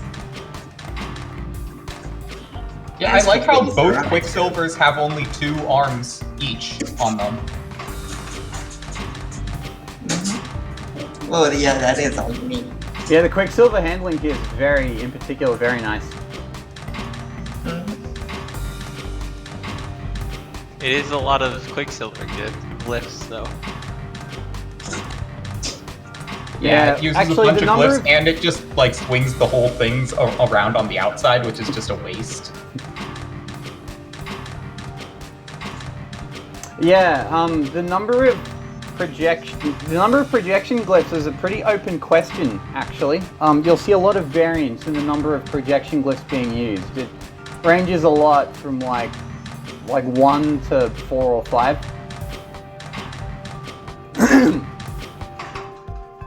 Alright, yeah, that was one of the more interesting questions that this rate puzzle posed. Alright, One, see, moving I would on. not want to try one. Sorry? I would not want to try doing this with one projection. We'll see how many people did. Can you? Short answer, yes. Alright, in 14th place, we have Mr. Puzzle at 410. That's 1, 2. How many projections is that per cycle? Per output? It's like almost every cycle. Oh yeah, the reason I know this is because I know someone pulls it off. You'll have to wait and see who pulled it off. Yeah, it's like 7 out of 8 cycles need to be projecting. Yep. oh Yeah. yeah. Okay, I don't care that this is only 14th place. This is beautiful. This is absolutely stunning. Yeah. You know, Mr. Puzzle, this is more RIG than it is RGI. This is, I'm pretty sure this is the lowest instruction count of anything submitted for rate.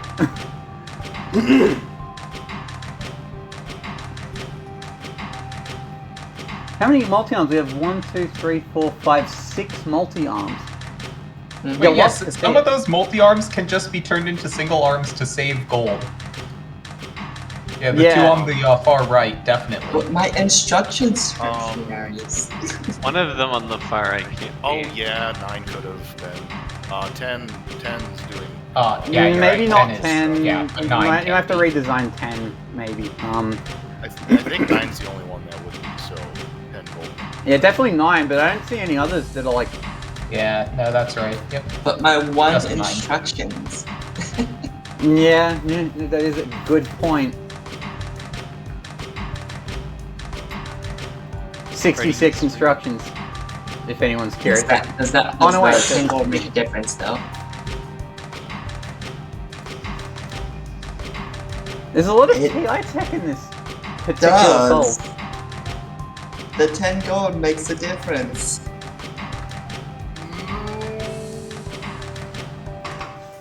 Ah, yeah, speaking of which, and before I skip ahead too far, in 13th place we have username Void, 10G cheaper. At 74 instructions.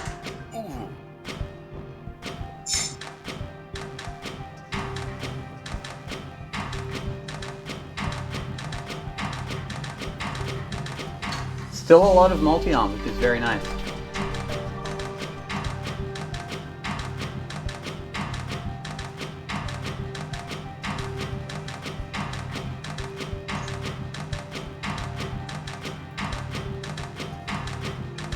So kind of like how this it's kind of designed around the geometry of this big old wheelie boy here. Kind of loops around to meet up with the other pipeline, which is kind of heading in this direction. And you have R8 with very nice clutch rotate.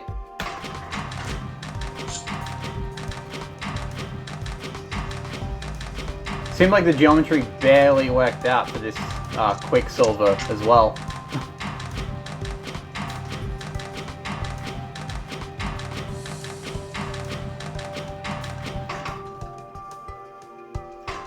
Yeah, no, it was very nicely done. Just barely cracked 400. We will move on to 12th place at 390G. We have Madmaster. I can zoom in for this one. Opti. I like the feng shui on the Karatelli hex here. Feng shui. Feng shui 好啊。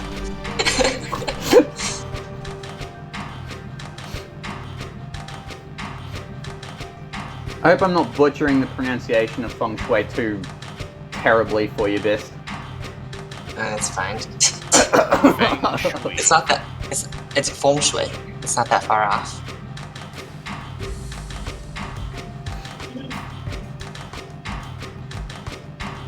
I like ARM 10 here. That's handling the output.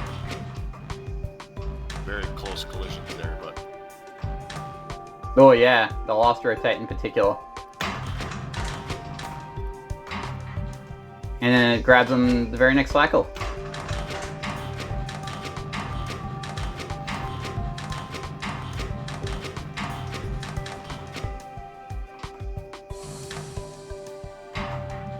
That's a really cool non-collision.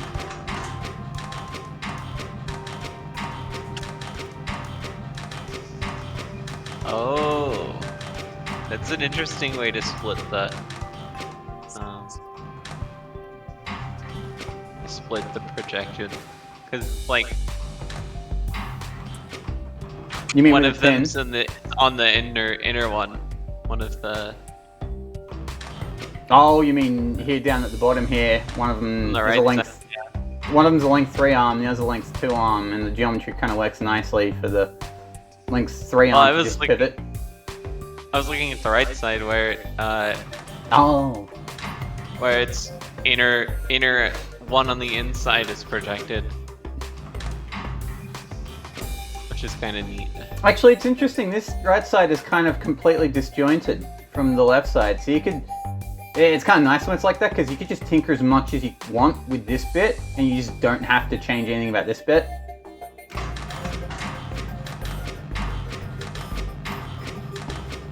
It helps, because with big chonker solutions,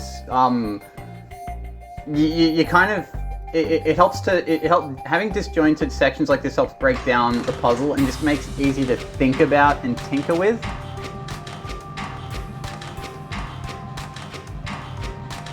It's something I try and get. It's something I try and get happening with many rate solves or cycle solves that I make. It's a good tactic to help you think about the puzzle more easily without your brain hurting as much. All right. With that, we shall move on to 11th place. Also at 390G, but 2 instructions better. We have Gecko. Oh, hell. Wow, there's instructions. There's secondary ties. Nice.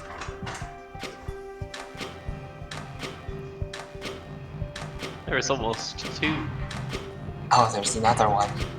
Yeah, no, there's like a few if I remember correctly. Oh, it's getting tight.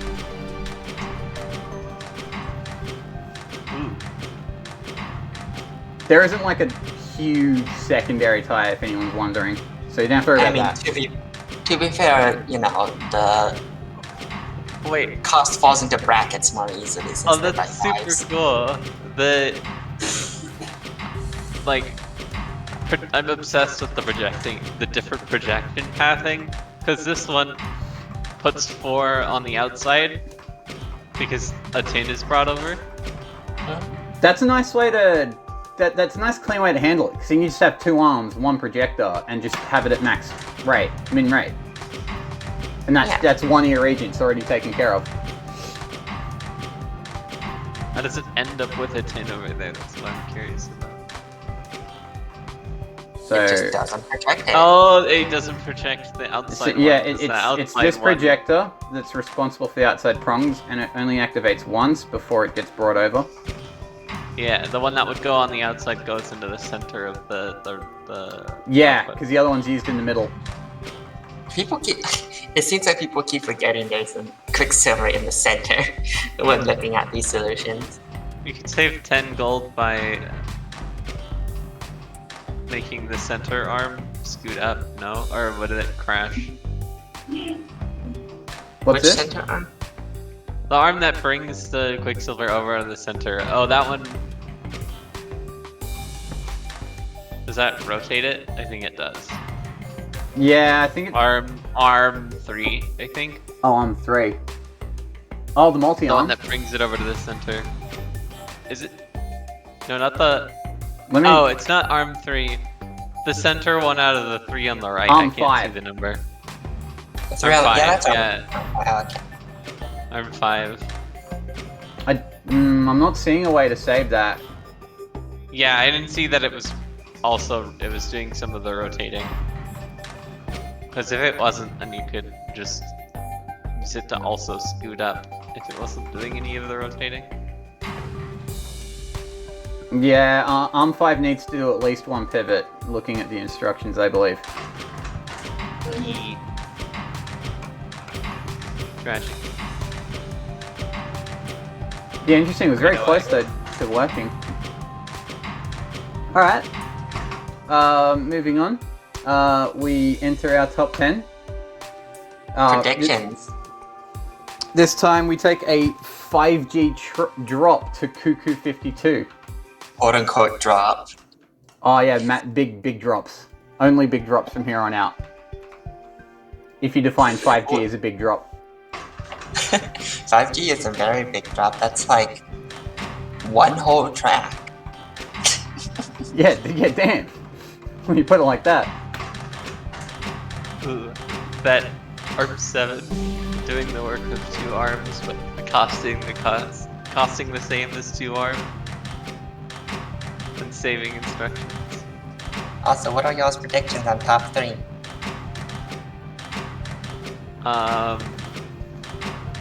Put your predictions in the chat right now. Under your seat, you'll find little voting machines. Vote now. Pencil and paper has been provided to you. Just put the completed form envelope into the Dropbox on your way out.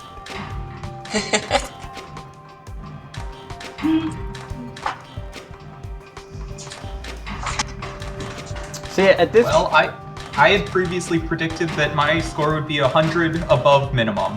So that was 440, so I was guessing 340. That's a little bit ambitious now, it looks like. I don't know, we're still in 10th place.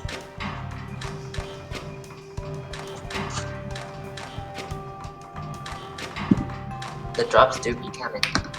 So yeah, at this point, the cost savings get tight. So you have to start looking at individual segments, like how many arms are there? So this one would be 10. How many hexes of track? So this one would be 9. You also, this is also where the projector count is important. So this one has 3, which I think is like about the average amount of projectors you'll see in these sub 400 G solves, but yeah, it's the kind of thing you have to start weighing up as we go down. How many of your arms are multi-arms? Do you need to put in extra track to save in a projector, and is it worth it from a cost perspective? Have we seen a 2-projector solve yet? Is this a 2-projector solve? No, this is 3. This is a 3-projector solve. I'm not actually sure if we've seen 2-projector solve yet. I'll have to watch back.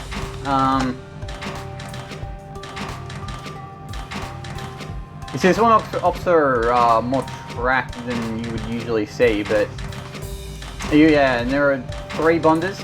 Bonder count can also matter. So as we move forward, those are good things to watch out for. We take another 5G drop to 9th place. New Char at 380. Cheaper.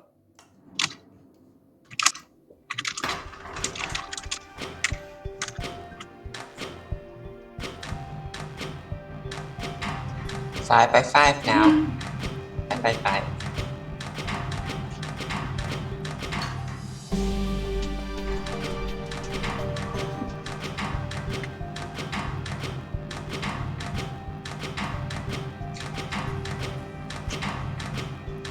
One you guys were wondering about the projector. There's a single projector. Oh, there it is. There it is. The projection go burr. But yeah, because it does take a lot to make it work.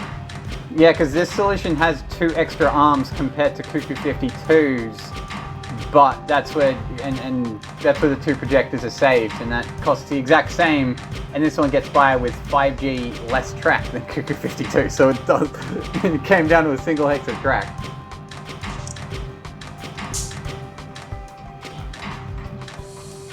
Yeah, let me tap through the projector so you can get a sense of how tight everything is for this projector glyph.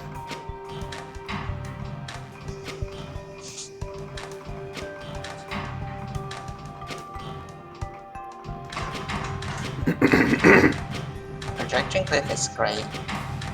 Oh, it's and fast. well, the center one is grabbed. Sorry? The center one is grabbed super early. Yeah, it's grabbed way back here, and it just kind of sits there until it's waiting needed. for its turn. Patiently.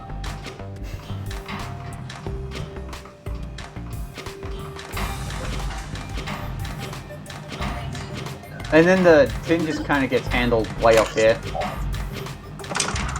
Just sits there patiently watching its friends be consumed by the projection glyph.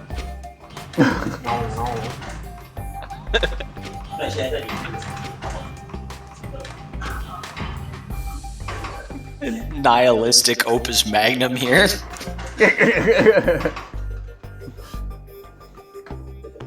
Don't worry, they're in a better place now. Now, place being inside of metal, inside of copper and iron. Inside of the middle, the project that it is then bonded to. It became one with the metals. Alright.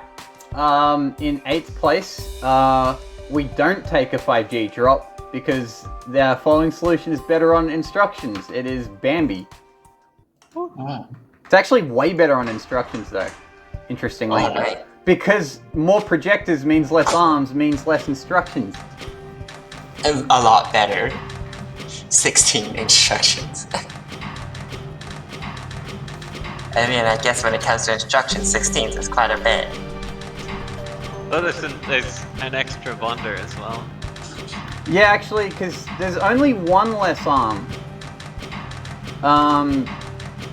But there's way less track as well. Ooh. Arm 11 as well. Yeah, The it's track. literally just arm That's 11. some unfortunate geometry. Yeah, because the Quicksilver Regent needs to be there for arm 8. And you can't reduce the length of arm 8, because otherwise you get a collision with the Marshall Regulus. Right there. That swing there, that I don't know what the stream delay is, but yeah, if the Regent was here, that would have collided.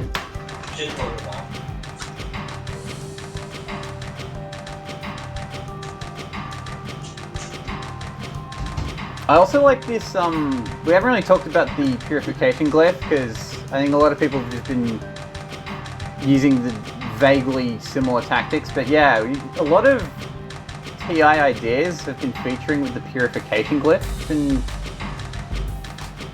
It's been cool.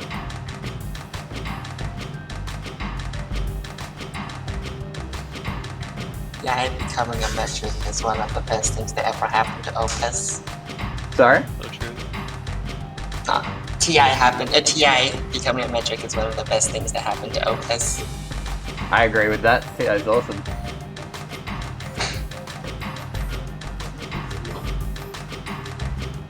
Alright.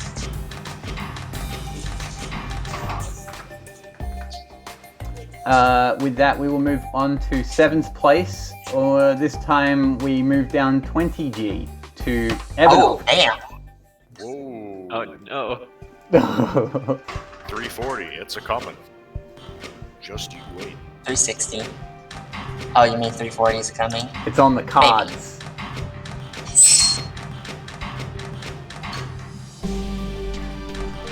This one looks familiar. So people were wondering about two projector solution. This is two projector, I believe. This looks like Panic Solve, but like you remove a bunch of stuff. Without the breaking. Yeah. Now that you mention it, it does kind of look like Panic Just without the breaking. general shape. And there isn't like 6 bonders and 4 debonders. Kind of nice you bond all 3 metal pairs on at the same place. Yeah. There's 2 bonders. That's it. Huh. Yeah, it also saves an extra bonder, and yeah, because having all 3 being able to be bonded like this also means you get to project 3 times and then bring the 4th one over. It's a really nice way of splitting the Quicksilver region.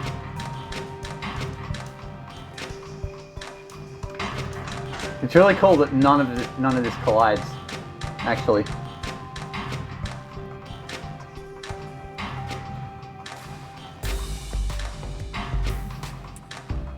It's really cool. Some of these really good rate solutions, and I guess this applies to really good solutions in general, they just kind of make the puzzle and the metric itself look like it was easier than it actually is. Because you It's look like at some solutions. Sorry? Some solutions look like a first solve, just done really well. yeah. It's like you look at the end product and it's like, oh yeah, no, you just like rotate the sticks like this and they all just fit perfectly. And like it seems obvious when you look at it, but then you like figuring that stuff out, very, very hard.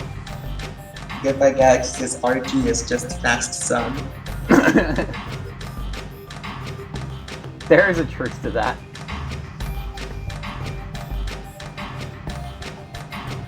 Alright. No wonder you're good at Goodbye Galaxy. In 6th place, we moved down 10G to Team 42. Sorry if you're watching this, Biggie, but no, you just missed out on top 5. Damn. He sounded kind of confident when he was here still. He did. I was listening to him being confident. I was like, sorry. Sorry about that. I like how this Quicksilver region in the middle here, it's like the focal point.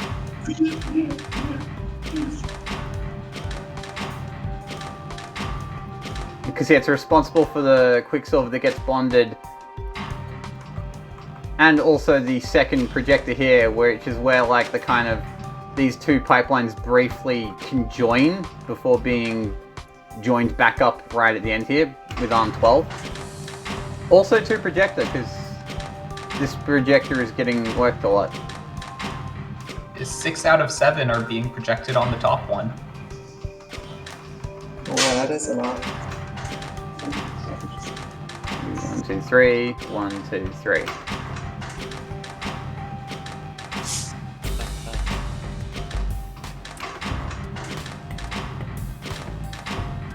So with this one, we back up to 12 arms. Only one of them's a multi-arm, no track, 3 bonders, just the 2 projectors.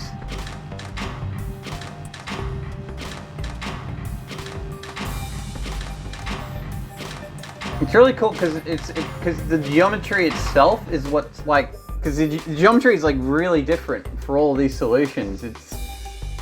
It's like, yeah, no two people who looked at this puzzle independently was ever going to come up with the same thing. And then you split it down with like by the arm counts and the actual glyphs used, and it looks more similar, but the geometry is always completely different anyway.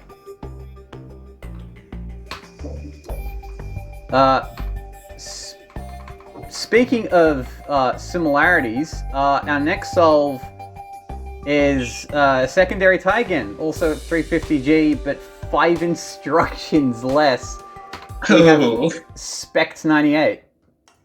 So close, Biggie. So close. Bold claim here in the title, 2 is better than 1, referring to the amount of projectors. I don't know, I may be talking about hex arms. Well, there's a triple arm as well, so kind of... But that's not a hex arm. Yeah, it's a multi-arm, it also costs 30G. I'm not saying it kills your point, it just weakens it a bit.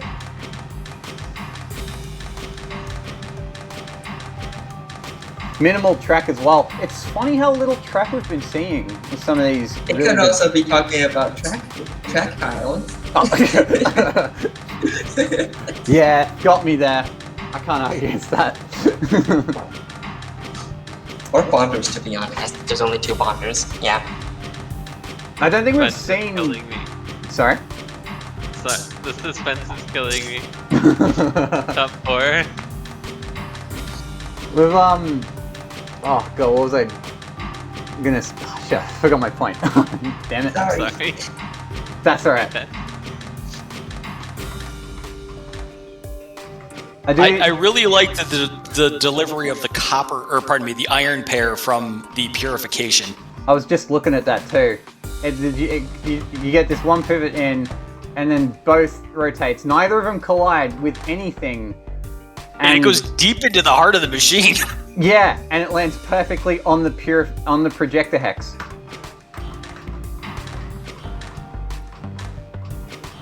And just in general, how bunched up all these arms are, it's awesome. And just like, almost none of them need track. The only reason Arm 2 needs track is because it's responsible for it's also responsible for this rotate to get the central Quicksilver atom and projection, and that's the only reason. And even then, it very nearly collides in both directions.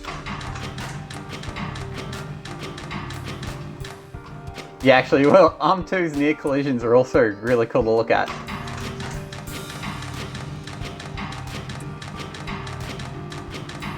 These two hex arms are also giving me purified gold TI flashbacks. Oh no. Lavelle.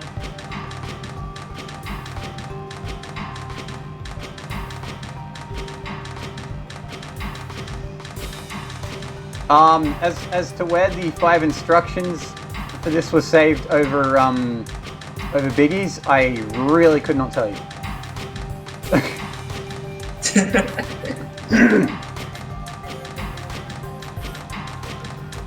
I don't know how many arms does it have. Alright, 11 arms, we'll go back. There's a few more multi-arms as well. Right, Oh, yeah. Biggie's had 12 arms, so seem to come that down makes largely to arm count.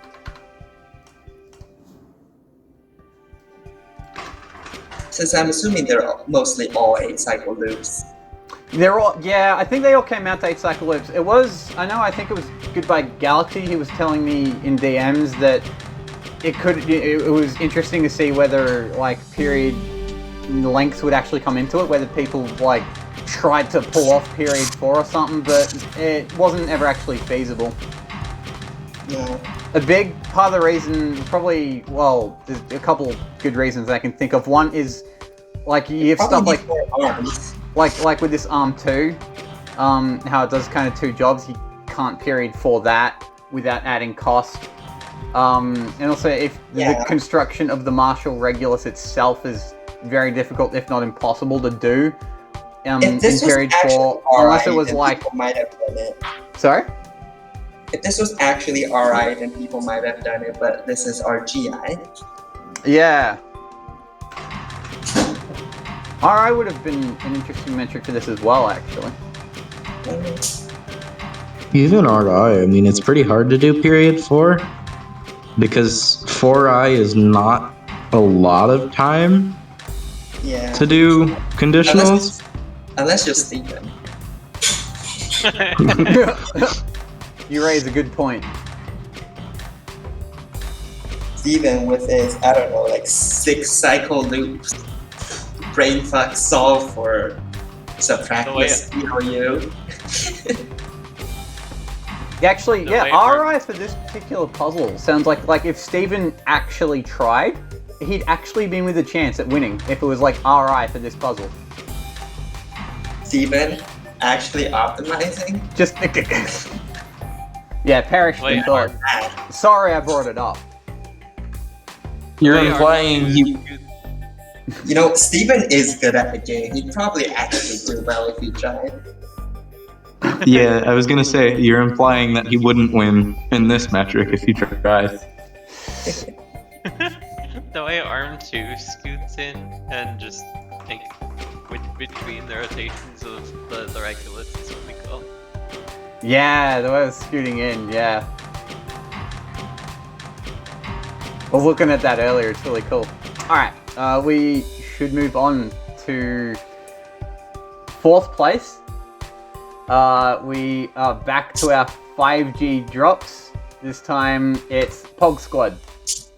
Oh, so close to top 3. Very nearly top 3. Liminal spaces. Yes, thank you. Someone acknowledged my lore for this puzzle. I'm very happy. Thank you. I think it was Chile who acknowledged it. At least in DMs. Yeah. You know, looking at teams performing really well, I'm looking forward to one of the events we have coming up. Alright, so do a quick breakdown. 10 arms here. More track than we've seen in the last few solves. 2 projectors again.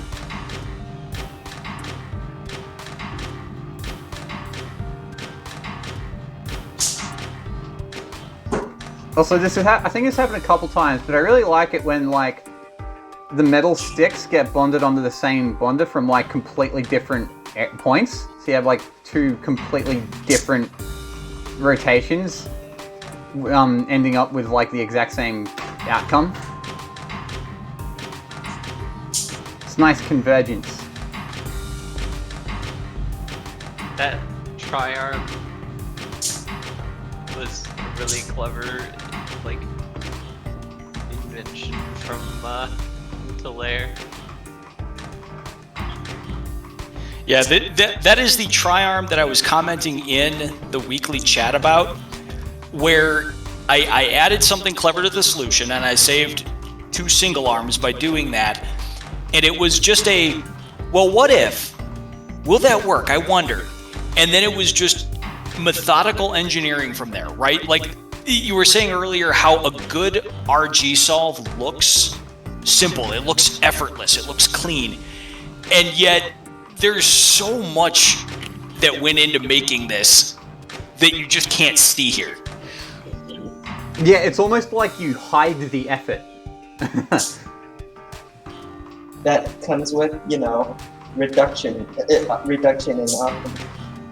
And in fact, we were at 350 for a while because arm 3, I think it is, had a third track. We were grabbing with arms 4 and 5 at the lower half of the tin fragment, and so everything was coming down one step lower, and we had to figure out geometry just to allow the elimination of a single piece of track, and that's what got us into 4th place.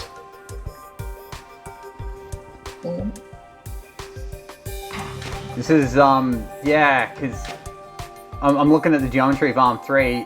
It has to first align with both hexes of the bonder and subsequently arm 1, and it also has to line up with this bonder such that one of the iron atoms is on the bonder and the other is perfectly on the projector. You were talking about arm 1 being clever, and I wholeheartedly agree, because as you can see on this cycle, it's had to do a reset, and there are 2 separate hexes that it has avoided grabbing. And it works perfectly in period 4 to do 2 jobs.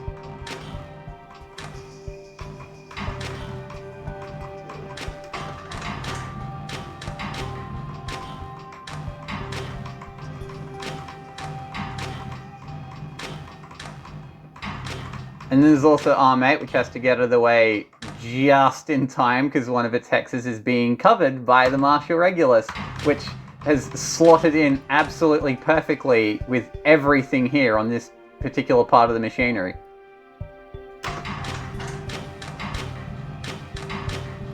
Although, low-key, the best part of the solution is the fact that Critelli is the center of the give. Nice. Critelli being the focal point is always a very good idea.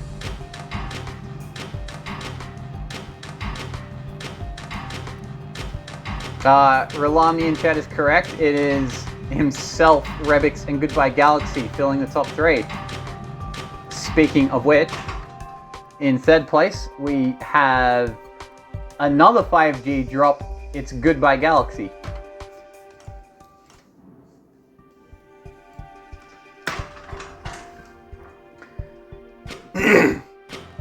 Alright, so we're back up to 3 projectors. 3 is better than 2. For now. This looks very similar to Spec 98s to me. Funny you bring that up, because I was just thinking, because Spec 98 had a previous solve that I was looking at that I thought he was going to submit, but then he updated it with what he ended up, what we ended up with the solution titled 2 is better than 1, because I am now remembering his last, the one he submitted before had 1 projector, and it looked a lot like New Chars, where there were like 4 or 5 arms huddled around the Quicksilver regions to get that 1 projector idea to work, but yeah.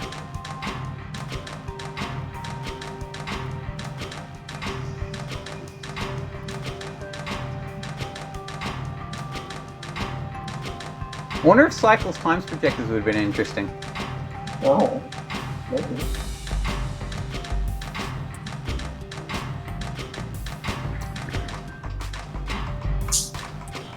I like this. Cycles nice projectors, but it actually is like projecting a puzzle for projecting every cycle. Yeah, cycles times projectors would have, yeah, that would have been very, quote unquote fun. You're not quite projecting every cycle, but it's pretty close. Right, yeah, it's I don't 7 know. every 8. But, yeah, if it was... It's a puzzle where you actually do that. Oh. If I included the third Quicksilver region in the puzzle, would you then have to project every cycle? Yes. I think you'd have to project more than every cycle. Yeah. I mean, you're pretty close right now. Yeah. Also, I'm very tickled that this Arm 8 does not collide with the swinging Marshall Regulus, because that was really close non-collision.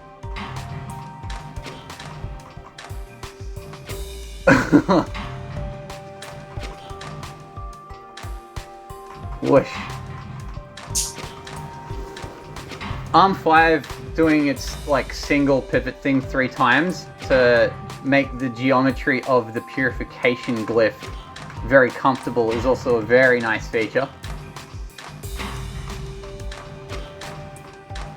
This Arm 8 bears a lot of resemblance to, yeah, it was Spec 9, yeah, sorry, you were saying this was, reminded you of Spec 98, and Arm 8 is like almost the exact same. It's the same idea here.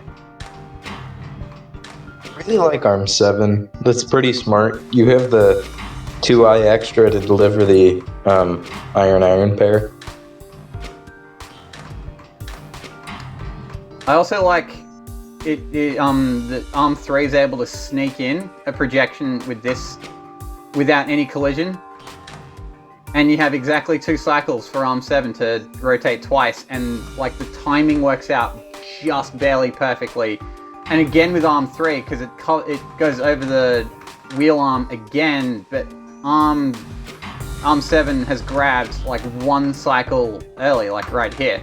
It grabs on the same cycle as the swing. So the timing works out really tightly on this one.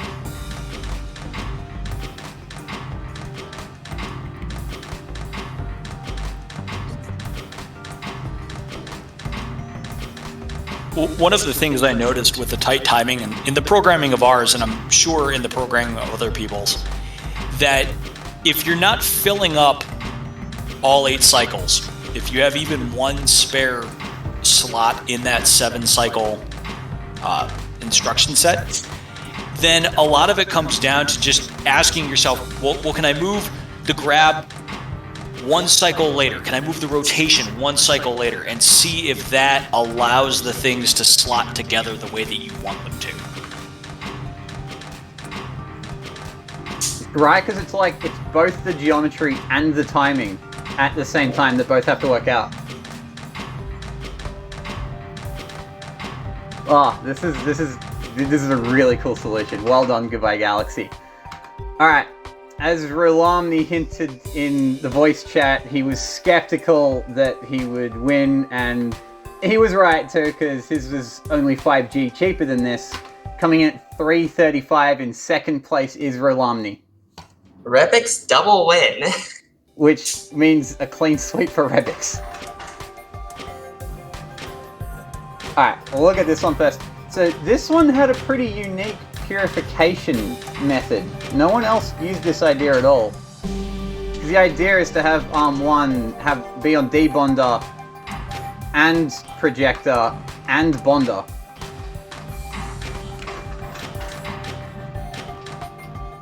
And it works out perfectly that Arm 1 rotates on the same cycle that this particular stick here gets rotated to avoid a collision.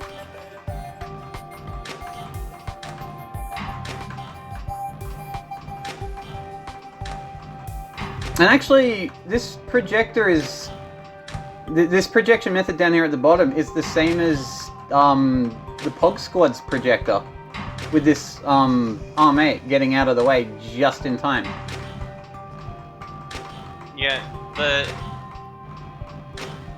Actually, in general, in general, this is actually concept- very reminiscent to Pog Squad Solution. It's just Arms 1 and 2 are doing so much work together there. Oh yeah. I think the general concept of like I've seen that one arm is on a track and moves it to the output and then moves the second one to the projector. I've seen that a bunch through the throughout this. It's just like either like on the last solution it was the projector was like scooted, it was like rotated once to the left, and the input was also one to the left, but it was still like center of the output and then to the projector. Like that's a common thing. That's a thing I've seen a few times. It's funny. It's really cool how when you do the solution progression like this, as the solutions get better, as the solutions get tighter and tighter, you see like these really good ideas start cropping up, and then you see more of them. And as you get to like the top 3 at the real pointy end, it's like those good ideas get combined. So yeah, there's like really this like one neat trick that practically everyone missed, because then it would be secret sauce. But like, yeah, more often than not, it's just like multiple different good ideas that you see from different solutions kind of get joined together, because more of them were noticed by the creator or creators. Also, this is absolutely meaningless, but I thought it was really cool that if I move these 2 regions like this, you can just slot in the Marshall Regulus. That contributes absolutely nothing to the discussion, but I liked it. Nice. Wonderful. It's also a very good spot for the Critelli. It's in like the exact middle again. It's really cool.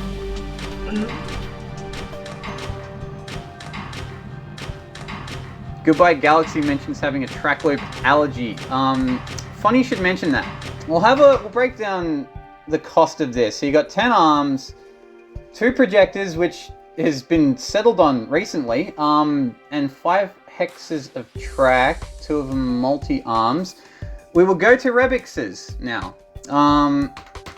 Rebix won by 5G. It was bloody close.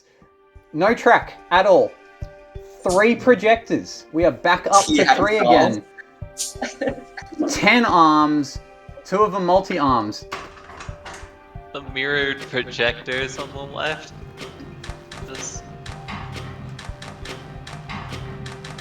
Yeah, the mirrored projector is really cool. Oh, nice. It's so cool. So Rolami mentioned designing his around Arm 1, and I think there was Arms 1 and 2, and that was kind of the focal point of Rolami's. Biggie's Team 42's solution was kind of, you had that Quicksilver region in the middle going to 3 different places. That was the focal point. This solution, the focal point is this big old wheel arm. The whole This solution is really TI reminiscent though. Sorry?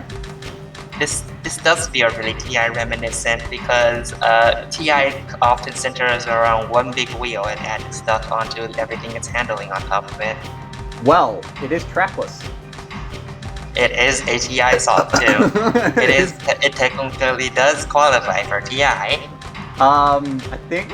I think someone made a TI showcase, but otherwise, yeah, then the TI record would be set at 70, but I think someone actually made a TI solve for this. I think there's other,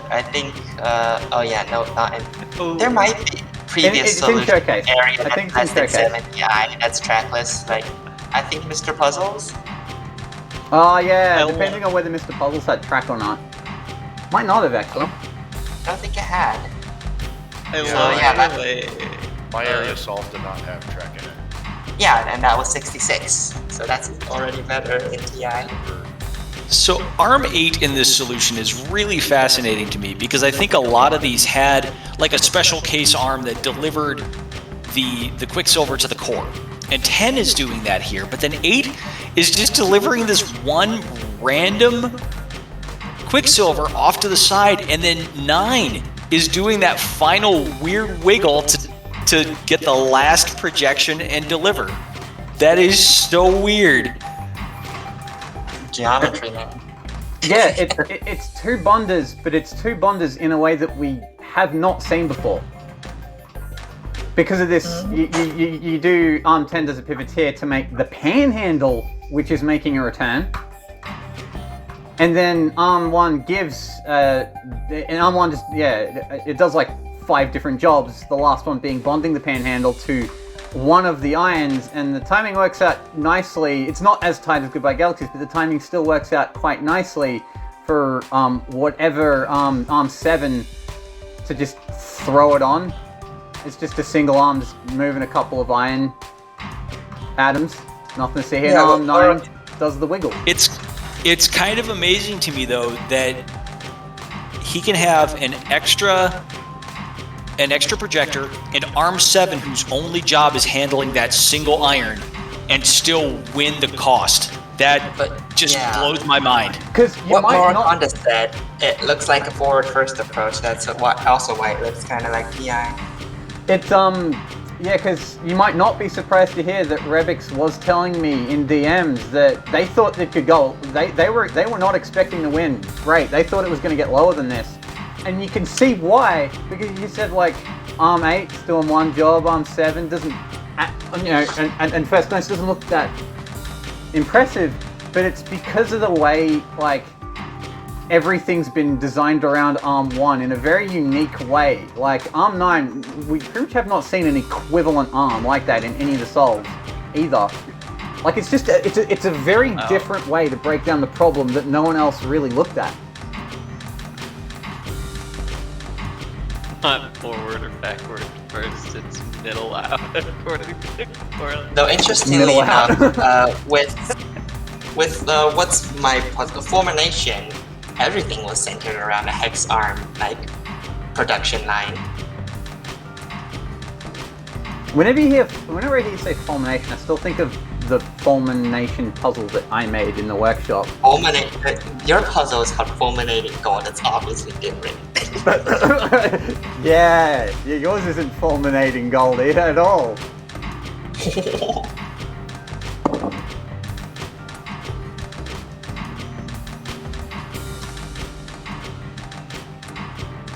So I'm just staring at this because it's just really fascinating to watch. These have been getting very hypnotic. Wild the difference between like our 345 and 330 gold is like it's only 15 gold, but this is like entirely different, like in every way. Like, yeah, like almost nothing is the same. And yet it's a small difference in cost. And it's like it feels like a conceptual chasm, even though it's only like 15G apart.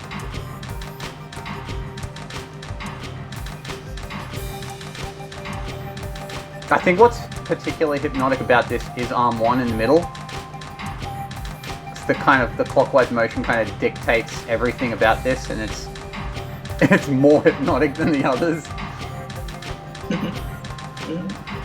Just think in 50 years' time, reckon we will all be playing this in our old folks' home. Wait, does ARM 1 have time to rotate back? Or is it like... What's ARM 1's instructions? Yes it does. Yes. Nice. No overclocking. Don't worry, we thought about it. Oh, except for ARM 6, ignore ARM 6. But no overclocking. Instruction tertiary though. So, I'll pose this question openly to the chat. What did you think about the change from an area tertiary to an instruction tertiary? Because, like, I just made the change kind of like as soon as I opened up the website after we submitted, and I saw area tertiary, I'm like, oh shit, it's a rate metric. Oh god, oh fuck, I better change it. And changed it, never looked back. But then a lot of people in Discord were talking about how, actually no, area was pretty cool. Maybe you shouldn't have changed it. Don't really quite pipeline this. It'd be a very different question, an area tertiary. Since the problem with area when it comes to rate solve is, one, there are solves with waste chains that have infinite area when going to infinity. Two, you can delay a pipeline until like the puzzle is solved to reduce area, but neither of those are really an issue in this puzzle in particular.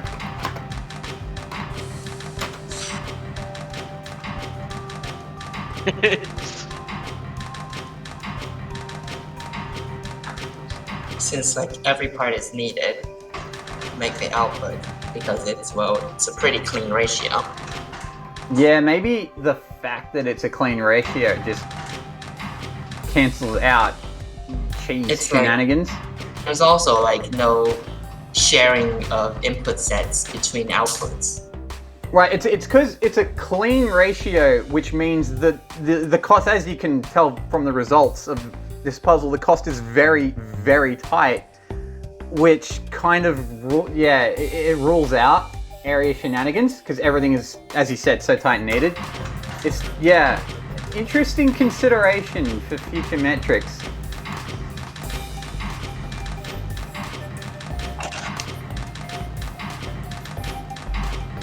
Oh god, in 50 years, Surrender Flare 16 cycles will be the crash course. Good god. Everybody will know how to make a bronze, refined bronze, 32 cycle solve? Yep. It'll be at like 30 cycles by then. In 50 years, Biggie will be done eating the cow. Steven, you're talking as Genius Verity, you're talking as if Steven is already worshipped as a god. Alright, I didn't test the showcase AHK ahead of time, so let's hope it works. It should, unless you forgot to change the puzzle name. No, it didn't change. Alright, cool.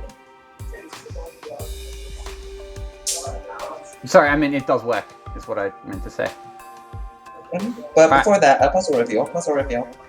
Oh, okay, yeah. I downloaded it in advance this time, so I can do this part quicker. Nice. I'll get it ready then. Alright. To go up on the site. If I can go find the link. Which one is it? The puzzle name is Philosopher's Catalyst. Okay, this one then. Oh, I put it... I didn't put it in custom. Whoops. Yeah, well done. Alright. Hey, that worked anyway. Alright. This is your puzzle. Alright. Nice, easy puzzle. Nothing to worry about. Nothing weird about the mechanics. Don't worry. Your metrics will be cost and cycles, and they're both perfectly normal, so you don't have to worry about them being hard. Real. The way you're saying that feels like it is. Oh, wait, there's a single arm.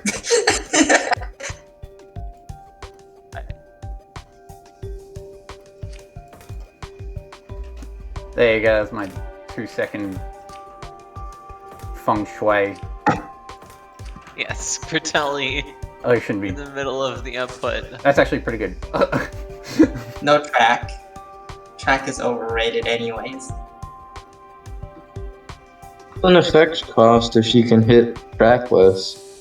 Although I guess if you can't, 2 arms is kind of interesting. every solve is a solve. Every solve is a TI solve in this puzzle. Yeah. Yeah, don't look at the instructions tray either. Nothing to see there. Oh. Oh Oh, no! Oh, Oh no! every solve is a vintage TI solve. What is? The medals are in the wrong places too.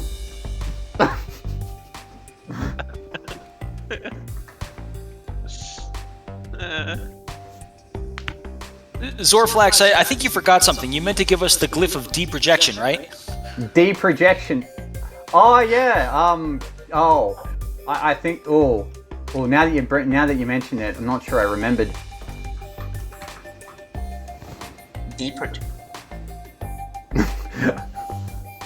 That's modding shenanigans anyway. We're actually we're talking about having a modded puzzle in a future weekly, because there is a puzzle that Haxton made that looks quite promising, but as far as we can tell, it's going to need modded Opus Magnum to work, and we're not sure how well that's going to. Could work without it. I'm not sure how well that's going to Like, go down kind to it. of like production. It kind of works like if you don't have the mods, you could make it work like you would with computation, but it's difficult. All right. So that is the third puzzle. This one's by Haxton, by the way. I forgot to Well, yeah, mention who that needs earlier. pivots anyways? That'd be a really interesting cost metric. I actually did the playtesting of this puzzle. I loved cost. I'm very curious to see what the cost solutions are going to look like. Okay. I can't actually remember the secondaries, so you're going to have to refer to the website. Oh, it's on the website. It's cost cycles area and cycles cost area. Alright, so cost cycles and cycles cost. Yeah. The screenshot in the like on the event page is a scam because there's equilibrium in the screenshot. Is there no equilibrium in this puzzle? Yeah, there isn't, because it's tied to hex arms. Well, guess you'll have to be using the calcification, which we remembered to leave in this time. Alright, well, I'm gonna be heading out for now then. Y'all have fun with the showcases. See ya! Yeah. Alright, take a wild guess who made the height throughput solve. It was Mad Master. You legend.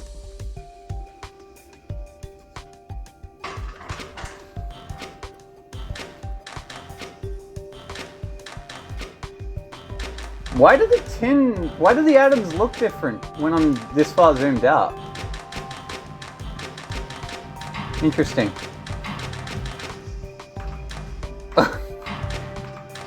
Okay, I'm noticing 4 projections happening at the same cycle here, and it's really cool.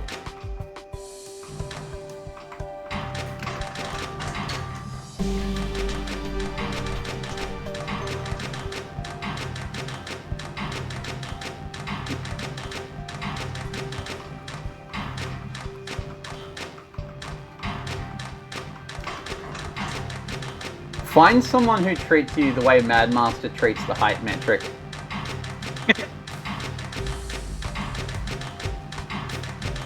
This is lovingly crafted. It was optimized as well, I think. It came down from like somewhere like 1250 thereabouts to 1110.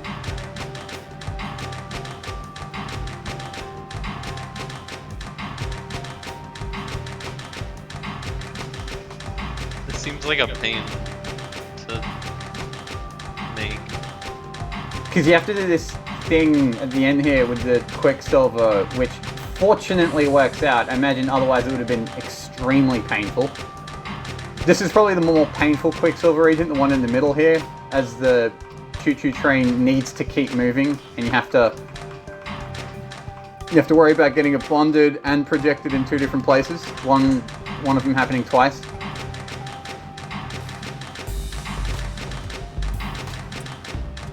Nothing stops this train.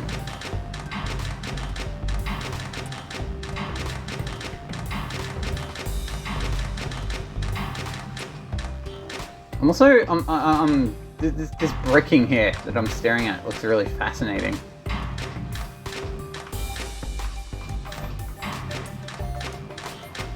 It's all just mind-blowing to me.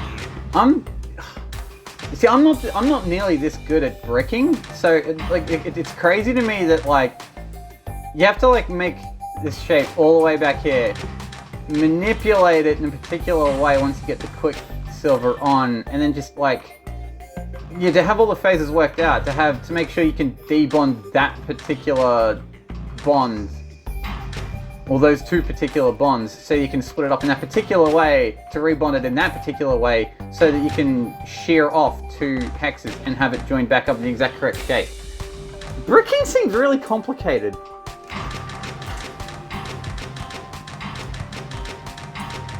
Yeah, like it just suddenly becomes the shape that's necessary. Do you work out Like, bricking? I wonder, is it better to work out bricking forward first or backwards first?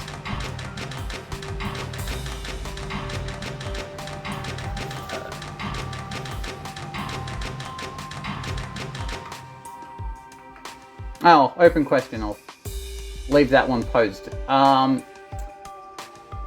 Moving on. That is the wrong button. We have a showcase by Tramper. Why thought so? This is yeah, I think I remember Tramper mentioning in Discord their wife come up with some clever ideas for this puzzle in both area and rate.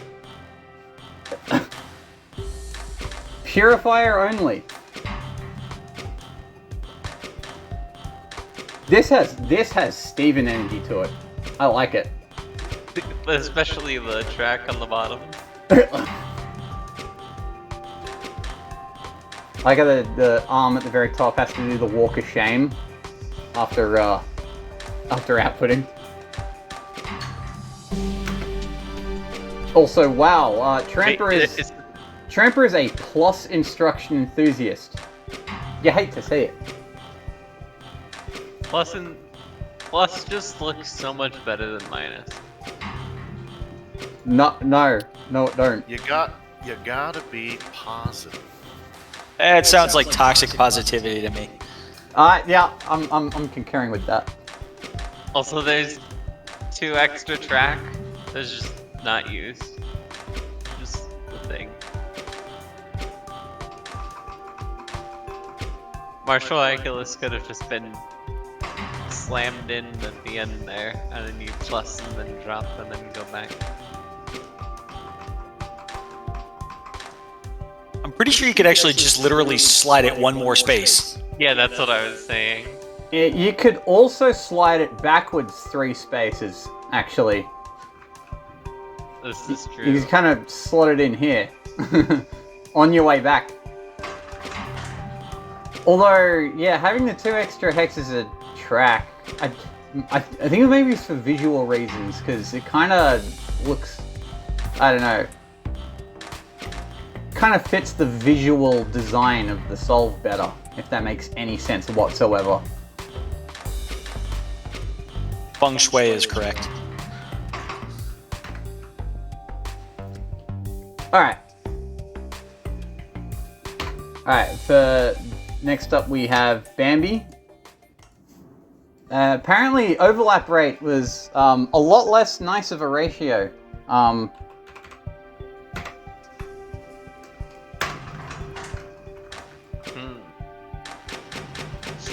Oh, good lord. Oh. The gold name. I do like how on this perpetually pivoted Quicksilver, one of them gets pivoted the other way, and it sits there watching a lot of its friends get consumed before being the pivoteur. Like it's the apprentice pivotee, and now it gets to become the main pivoter, and then it gets bonded and becomes the output.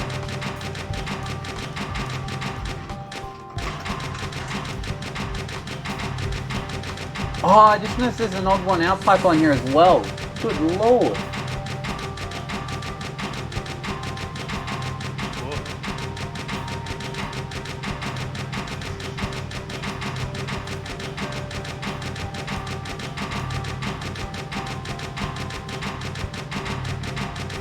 Well, imagine if Future Biggie's watching this. This will make him very happy. Hope you're enjoying Future Biggie.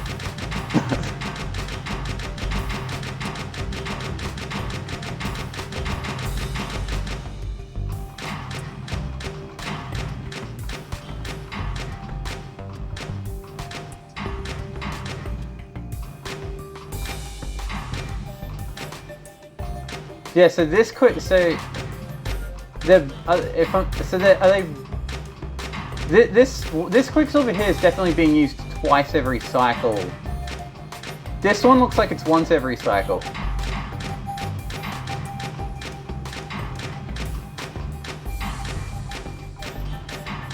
And the metal is definitely once every cycle.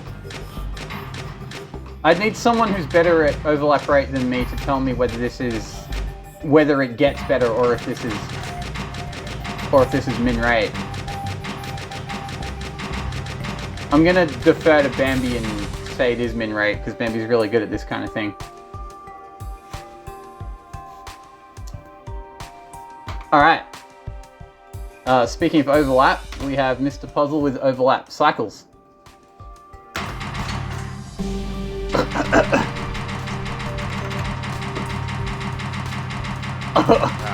Good not God, it's so overlap bright. cycles. Hack cycles. Because I'm using multiple inputs, so it's not a legal overlap solve technique. It's so bright though. It's like the Marshal Regulus was descended from heaven or some shit. How does this work? Like, does it just... So it's actually rather straightforward. I was just thinking earlier that I could have made it even better or worse, depending on your opinion, by having the Quicksilver overlap with the output, so then the only hexes taken up is the output shape. But the idea is so I'm gonna skip a bunch of overlap principles and stuff because there's a video on the Discord that's pinned, I believe, that you can watch. But long story short, I'm every half cycle glyphs fire, including inputs and outputs. And so basically, every half cycle, the inputs spawn in, I consume everything and process it, and then the output is ready and it outputs. So every cycle, 2 products are made. And it's basically, you have the Quicksilver in the center, you have the tin pairs on all of the arms, and then you have 3 Quicksilver per pair to project them into what's needed. I didn't notice that there was 2 projection glyphs on the end, and then 1 in the middle. Yep.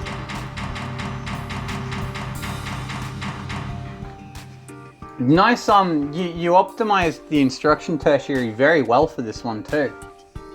Oh man, real easy. Arms times cycle, easy.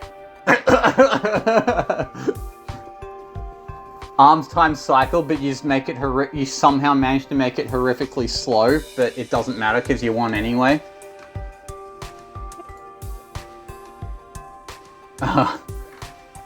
Alright.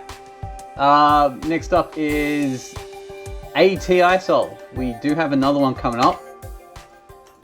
What's the instruction count? This one is 12.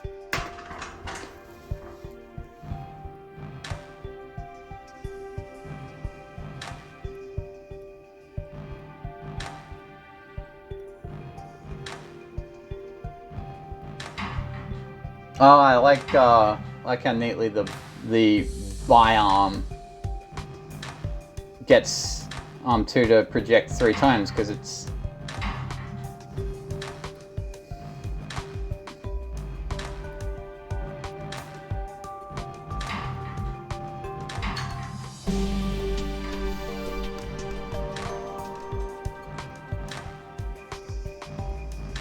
This seemed like a nice straightforward TI solve.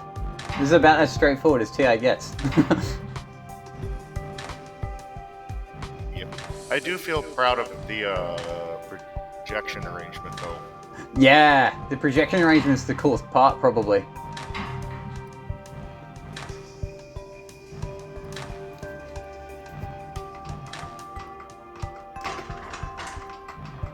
And I do like how it works out in period 4. In period 4, that Arm 2 doesn't make an unnecessary regrab before Arm 3 immediately rotates, so you get away with it being period 4, which is nice and fast, especially for TI.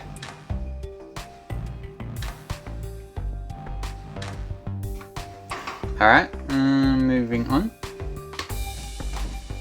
Oh, we have our sum challenge. This first one by Mr. Puzzle. The passer won't tell us what it adds up to. Do you remember what it adds up to, Mr. Puzzle? Like 200 and something. We'll go with that, 200 something. 268. Alright, 268. Keep that in mind when we go look at... Because I'm looking at the passer. There are 3 other sum solves.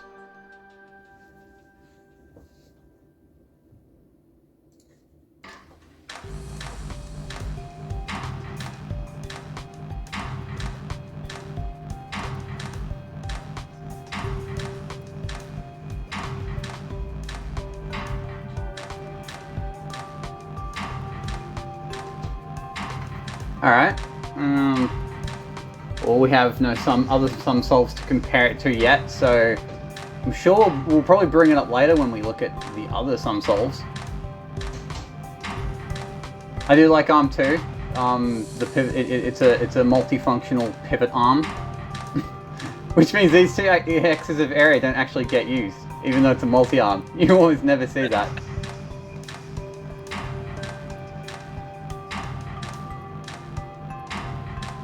Huh.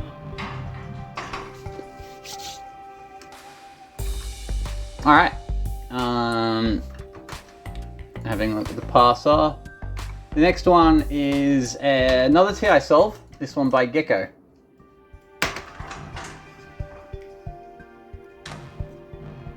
This one looks more complicated.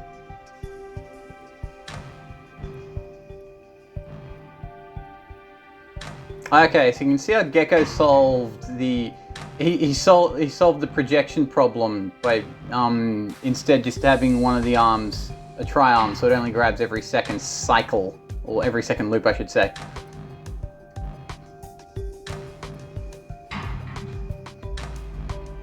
I do like how arm 1's the one that outputs though.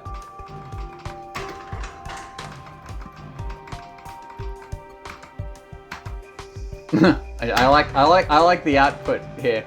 How that worked out nicely.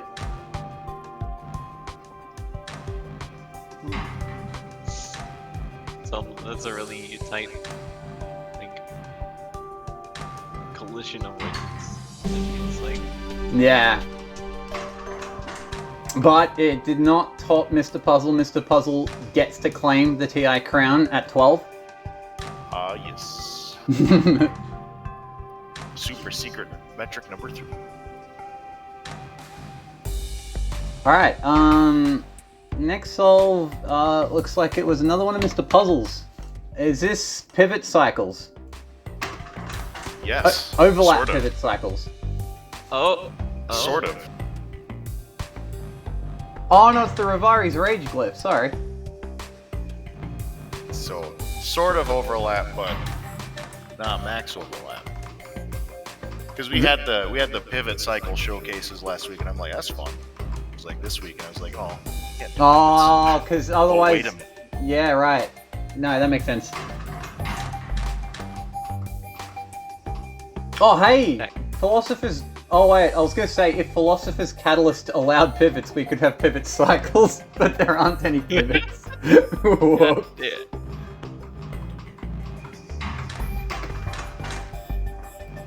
So is this the designated Rivari metric? It's the same puzzle, but you overlap a Rivari glyph? No, I was just thinking. I just had the thought that you can't solve this puzzle pivot only unless you had some overlap.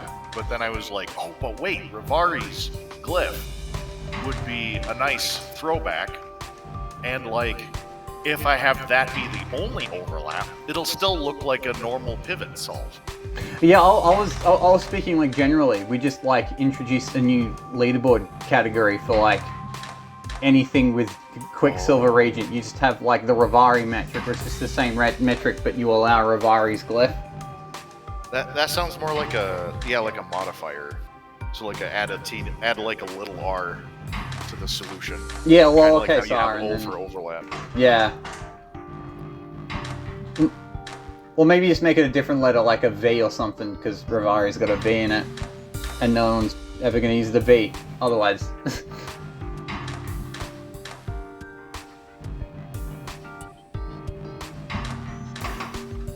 All right, I like the way how you handle the purification of you do No like one's the gonna inner use- ring and then the outer ring. Sorry. No one's going to use the V until somebody builds a mod that does Opus Magnum in 3 dimensions, and then we have to have the volume metric. Oh, the volume metric. Good lord. You thought area was complicated. Alright. Moving on, we have another one of the sum solves. This one by Gecko, 275. Mr. Puzzle still has the lead, 268.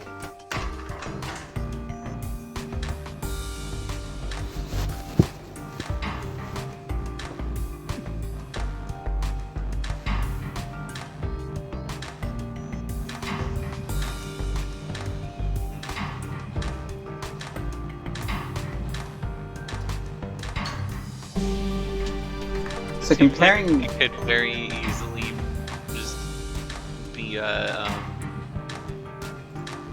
like almost be a TI solve. yeah, nearly. You can almost imagine it. Let's change a couple things and you got TI solve. So this one is much cheaper because there's only one projection glyph, but it is slower and larger, and that lets Mr. Puzzle pip it. But our next solve is by Goodbye Galaxy.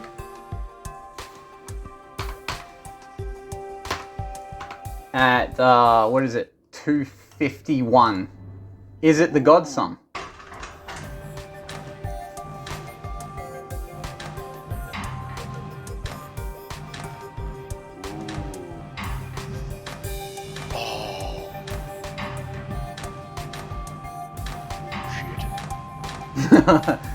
What were you noticing? That's really good.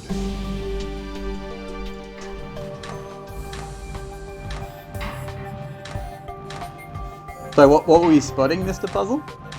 Oh no, this is just very elegant. It's like there's no multi-arms to try to turn into single arms. Like everything is doing like it's very small. Like there's no cost you can get rid of. There's like the Quicksilver is being used on the left just as much as possible. Yeah, this is Goodbye Galaxy. I hope so. It's very boring. That's how you know it's good. Oh well, you know, I keep saying area matters for some, and no one ever believes me. No one ever believed me, but now's the day, because I can confirm to you this is not the God Solve, because I beat it by 2 area.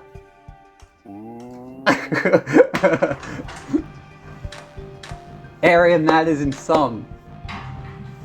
God, flag.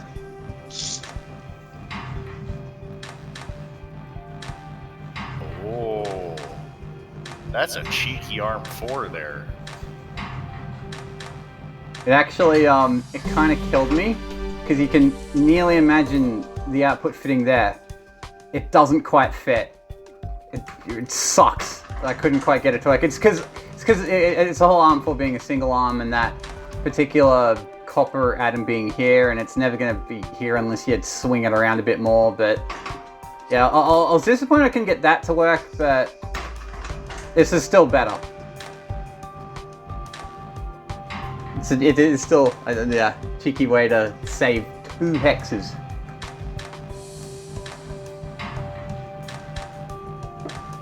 Yeah, I made this way back last year when I was playtesting this puzzle. And because I like the puzzle, I thought maybe some would work, and then I eventually found this, and oh wait, no, some would be super boring. Let's not do that. So yeah, the God solution, maybe, I don't know.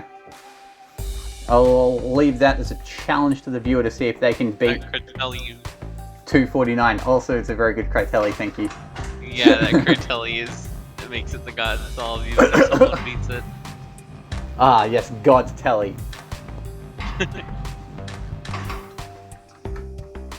And our final showcase comes from username Void. 1231, that's nearly as slow as my area solve. Bro. Hey, that track shape looks familiar.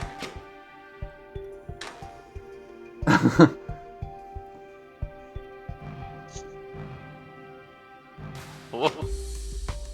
Cool. Oh. That what? Seal solvent cycles gold record I submitted uses the exact same track shape. And Oh, same that's what you're talking about. The new seal solvent record. Yeah, it has the exact same. Oh, isn't it like for that record? Isn't it like 2 different arms using like 2 different halves of it? Yeah. Yeah, it is.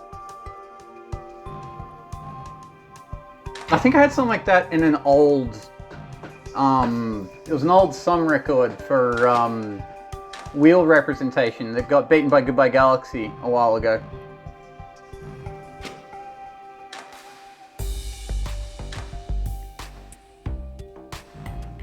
Wheel representation is just, it's not a good puzzle in general, it's just super clunky, almost no matter what metric.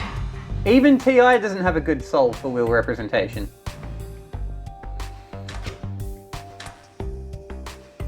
At least as far as I can remember.